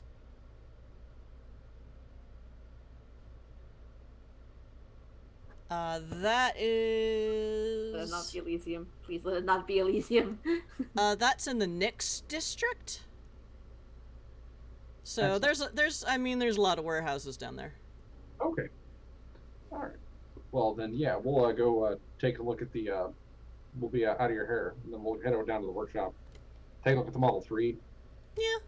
Yeah, Yeah. I mean, help yourself. Like, take a look around. Okay. And, Ledgerman goes back to what he was doing, which is, clearly looking at tickets and matching them to fixed and or broken stuff.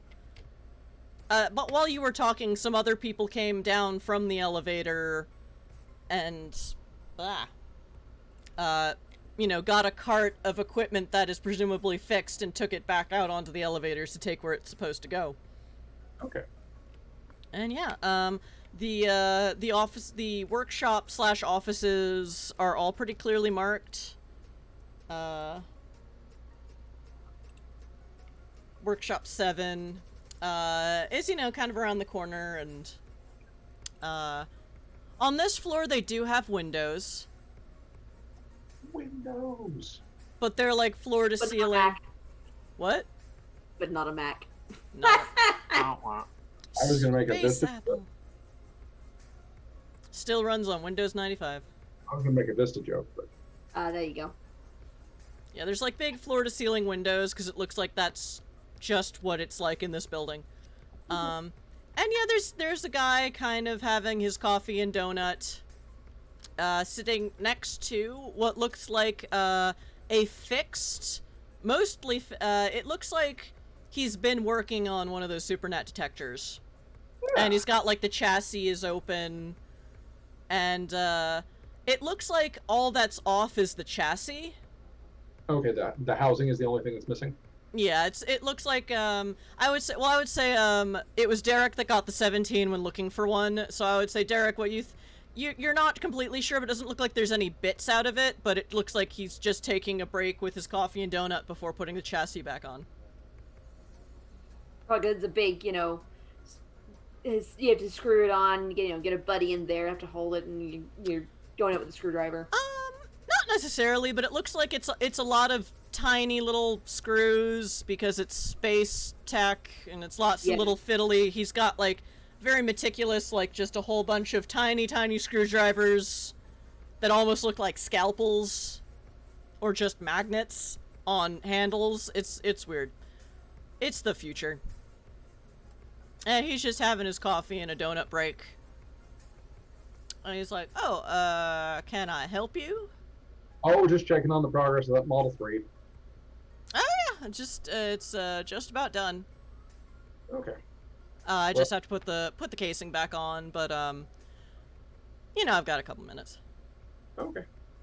Well, as soon as you get that done, we'll get it out of your hair and get it back on the back out in there, fighting the good fight, keeping track of Supernats. Oh, usually this goes down to processing and then gets delivered by the maintenance crews. So please roll me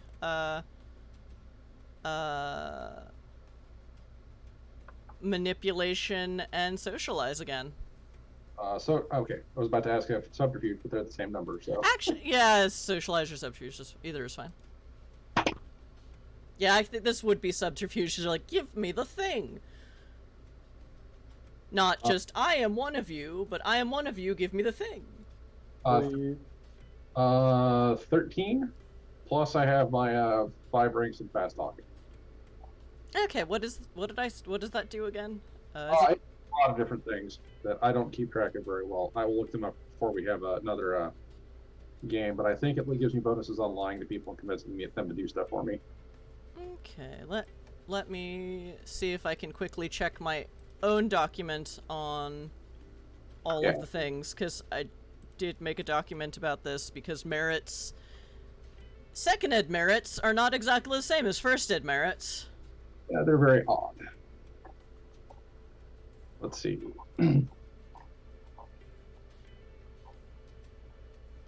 Merit hacks. Yes, I gave it an easy to read title. Fast talking. Because I don't think we even had fast talking in first ed. So... Okay, so your character gets 8 again on social rolls. Did you roll an 8 on your dice? Rolled a 6. So you have 9 again, and 8 again. Well, yeah, so... But, 5 is the Nigerian scam. Your character can take advantage of his mark's greed and zeal. If he does well, he thinks it's you that made him do well. If he gains willpower from his vice, it's also easy for you. It just gives you 8 again when you're manipulating someone.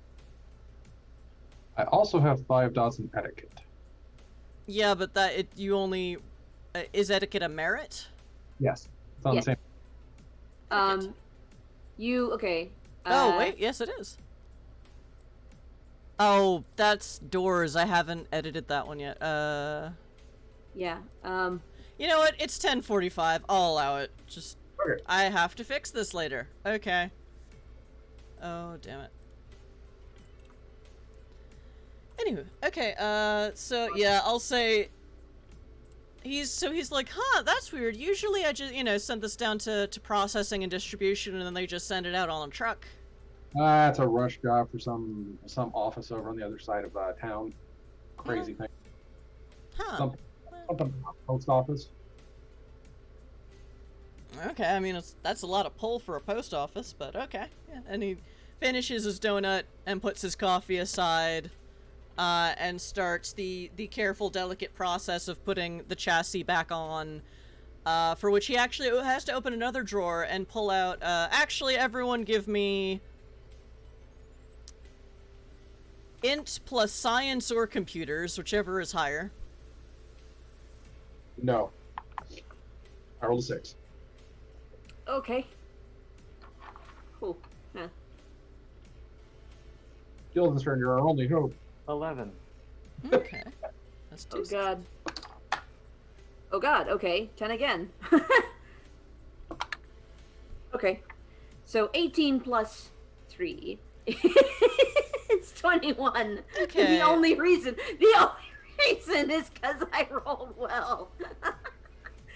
June doesn't know how to do this usually. So, Guildenstern, you get a slight kind of suspicion of this, but Derek, you remember one of your cousins actively saying how annoying it is to work with really, specialized equipment because, it's like the right to repair rule has gotten put on steroids with the megacorps and being in the Expanse. You can't even... It's not even that you have to send it to a licensed person to repair it. They have to be a licensed person who has bought the specialized tools also from the megacorp to repair the megacorp products. And you get a sense that this is the special megacorp drawer. And that he brings out, he kind of, puts down, a piece of well, not leather, space leather, so some sort of plastic, over his regular meticulous tool set, pulls out another set of tools, with which, he has to close up the chassis, which are all high, Derek, you suspect that you might not be physically capable of opening one of these things on your own unless you have the specialized tools. Aside from, punching it or shooting it. Okay. Or, damaging it. And things like that can damage the very delicate stuff inside. I'm going to, kind of take a step back into the left so I'm out of his line of sight. Pull out a piece of paper and a pencil, lick it, and write a note to this effect to Petraus and hand it to him. Because he said he didn't want our phones to be on the building. Mm-hmm. Earlier when I was talking to him. Yep, and the tech guy is busy putting it back together. So, he's not paying attention to a paper note, which is who does that? But of course it's work in bars. It's Dune, so it's a page so my cousin said this when he was working on the megacorp piece of technology, and it said, the right to repair, and you need the special tool, and you get the gist, but it takes a little while. It gives you something to do while this guy is putting the chassis back on. My cousin who worked for a mega corporation, and, they don't, not really in Eden City, but they do sometimes have some workers out there, especially for the expo. They had a very specific right to work and all the, Right and to none of the repair. Yeah, it goes on and on and on. about his cousin who definitely, might have also drunk on the job and got fired for it and whatever. This page 8. Full-page script of a 3-sentence story. Yeah. And it's just basically 2 run-on sentences. You think it was 2. You think you saw a period in there somewhere, a full stop. And by the time you're finished reading, this guy has finished and kind of, just sort of moves it to the other side of his desk where y'all can reach it, and he's like, all right, it's done. Excellent. I'll nod. Okay. Sungrazer, you remember that thing that you were wanting to do with one of these things? Yeah, no, I'm talking to him out of character. Oh, okay. Yeah. I was gonna say, if you distract him. Yeah, I will attempt to get the guy's attention so that my other good change can make an object disappear. And that object in question will be that proprietary toolkit. Okay. There is no blinking light on this item because it is not on. It is not on the power grid. So yeah, you can do that. He's gone back to his coffee. So do you have to roll for that power? So I don't. The thing is, hang on, let me pull up the actual description. It's so people who saw the object previously and would expect it to still be there make up a rational excuse for why it's gone. If anyone accidentally moves or knocks over the object, the contract ends. But it doesn't say anything about intentionally moving the object. Okay, so what happens is Well, you put it under your arm and then you activate the contract. So, yeah, I mean, It never, as long as you don't drop it, well, I think it's everyone just kind of ignores it.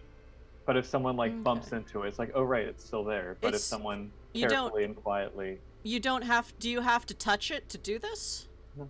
Okay. So again, as I've already established, this is a very meticulous computer engineer tech person. So he carefully puts his special megacorp tools back on the little pleather wrap thing. And he goes back and he, puts the thing over. And he turns back and sees that his megacorp tools are gone and figures, oh, I must have just put them back in their drawer already. Yeah, because he can Dune only had seriously closed the drawer while he was turned away. Oh, the drawer was already closed. It never opened, but he was because he closed it because he's meticulous. But he just sees what he sees is his regular tools where they're supposed to be underneath, and I guess I'll put it all around. And he goes and he drinks his coffee. And I'll say, just to get this over with, because it's almost 11 again, I don't think I have enough plot for tonight. Duh, Chris, you're putting your players on a heist. So he's like, alright, I'm just gonna go, and he's almost done, I'm gonna go get another cup. Do you want anything from our cafeteria, or, lounge? We gotta get this thing moving to get it back to where it's supposed to be, you understand. Yeah. But thank you for offering. Mm-hmm. Alright. Have a good day. And he goes back. And so now those tools are invisible, but you know exactly where they are, and you can just roll up the fake pleather, roll up the set, It's basically one of these. yeah, Roll it up and take it with you. stick it in the utility belt. Then we will escape this building at our best possible speed. I will pick the thing up because I am the strongest. No, we're just gonna take it. Yeah, please do. Also, you're not a Supernat. Yeah. No, we're just gonna take it on the cart and just leave with it like we're a maintenance crew. Because Pushed by Dune. Okay, you got the cart is still there because it was gonna be moved back. So yeah, put it on the cart. You roll it out, and you already got a 27 something with Lengerman, and so yeah, he doesn't blame. He's like, oh, okay, rush job. Okay, have a nice day. Right, well, yeah. Thanks for the heads up about the Mark 7. Oh yeah, those things are great. They catch those Supernats quick. Then we get the hell out. Yeah. We get the hell out of Dodge. Yep, and no one stops you. So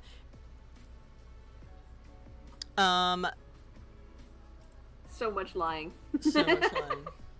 Do you want the easy answer to the question you're about to ask? We're going to check out a maintenance van on our way out and just load it into that and drive off. Drive 6 blocks and then put it into another. Call a cab and then take it someplace else. Okay. And once you're out of the building and we get into that cab, you're going to send the schematics from the burner phone to the rest of our phones as well, including and especially Petruchio's. Yeah, but we can deal with that side of consequences for the next session. So Okay. I will allow that, because it's 11 o'clock. Yeah. And it's one of those. Yes. We have not done goofed yet. Yet. You Still can't believe Dune rolled that well on the computers. That's pretty. I have 1 dot in computers. I don't think I've rolled a 10 yet in this game. I'm lucky. I had even 1 dot in computers because science had no dots. And Yeah. that's a -3. Investigation, what's that? Okay. So, protagonists, you have successfully done a crime today for the Archimedes Crime Syndicate, so there's no way that can backfire on you. Yay! So the badly understaffed, kind of out of the loop Archimedes Syndicate in the system. So Well, you hope. Here's the funny thing. We didn't steal this one for them. We sold this one for Petruchio. We're going to go find theirs at the Nixon warehouse. Later. Oh, a double heist. Fun. Because Petruchio's been going mad for weeks trying to get his hands on one of these. And when he gets back next time, it's going to be there's one sitting on the table waiting for him with toolkit. Surprise. we get there and he's doing that thing that vampires do when they are dead to the world for their sleep or whatever. And like when he is like The corpse rises and he's like, wait, what the fuck is that? Merry Christmas. Oh, actually, let's plug it in, turn it on. Activate one of your powers and see what it does. I would make sure it's not networked, but yeah. Well, it did seem to be hardwired and not wireless power, which I don't think is a thing. And if it is, it's not a thing on this planet. Fuck it. There are limits to how much wireless power is a thing. Nikola Tesla Yeah, I was gonna say. back in the day, and he wanted to give everybody power for free.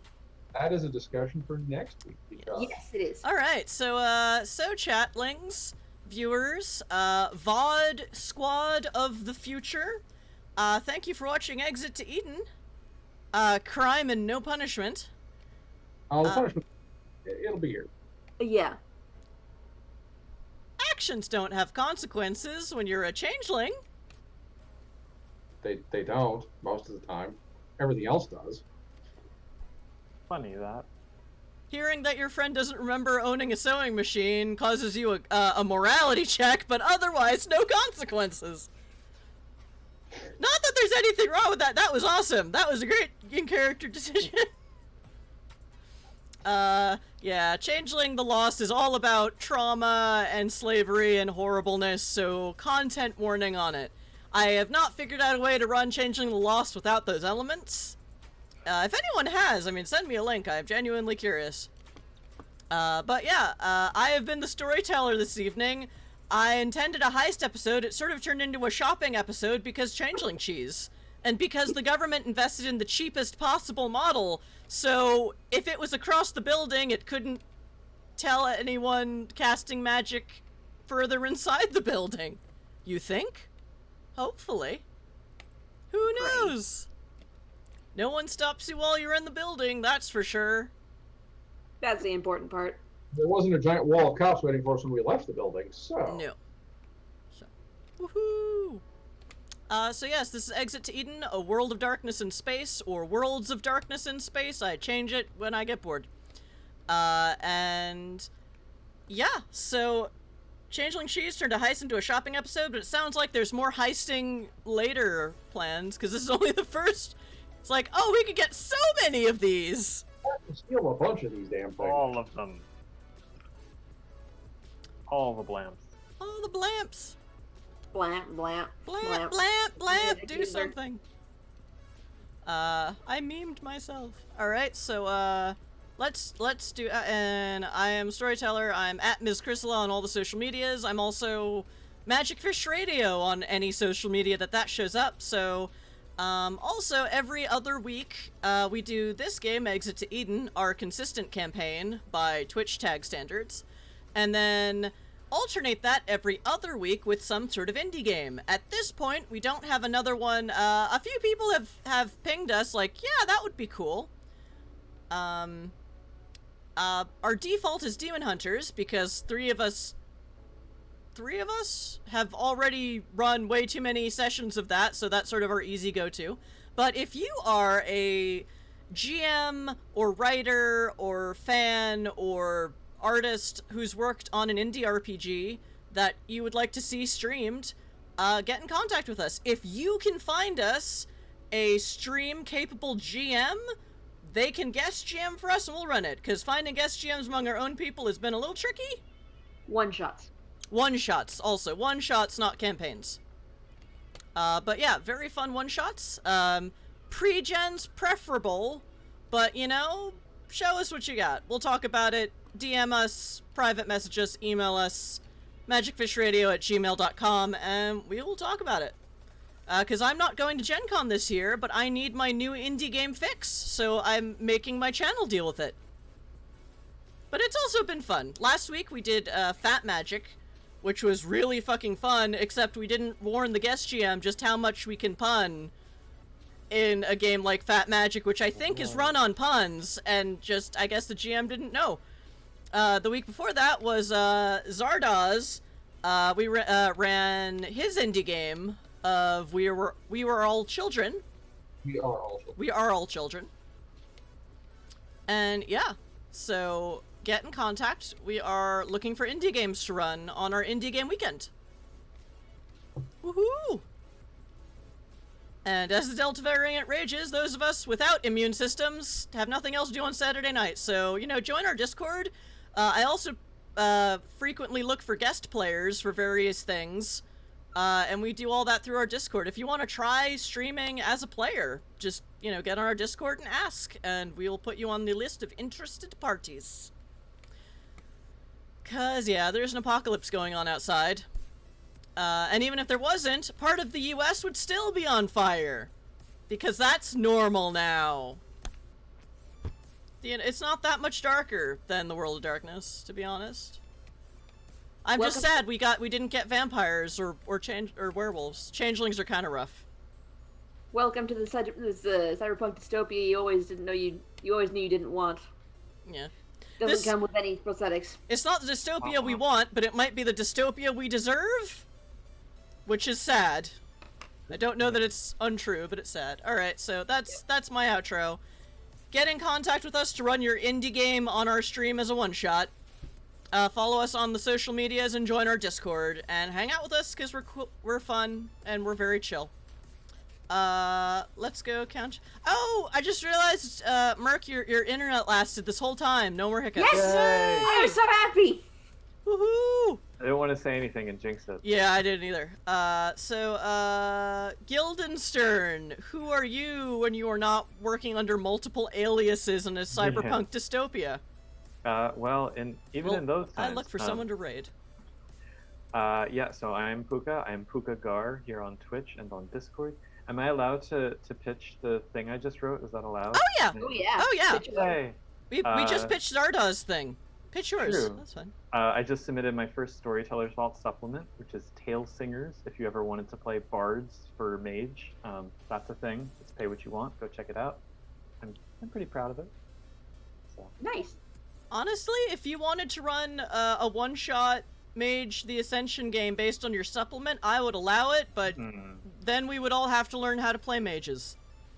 And I'm a little rusty. I can be flexy about it. We'll talk. I am a little rusty on Mage the Ascension. Fair. Will be great. But I do have a concept for a Hollow 1 DJ mom goth. Anyway, let's go clockwise. Derek Prosser, who else are you? I'm Merc. I usually play Idun the Wolfblood. And I don't have anything else going on, basically. But I like to watch Zombie Orpheus Entertainment on Monday nights. The Reliables at 6 p.m. Pacific, 8 Central, 9 Eastern. Runs for 2 hours. It's a great time. They play Suede, Savage Worlds. Zardoz, you're up. I am Zardos at Once a Future Doctor on Twitter. I have actually a bundle up for We Are All Children right now on itch.io.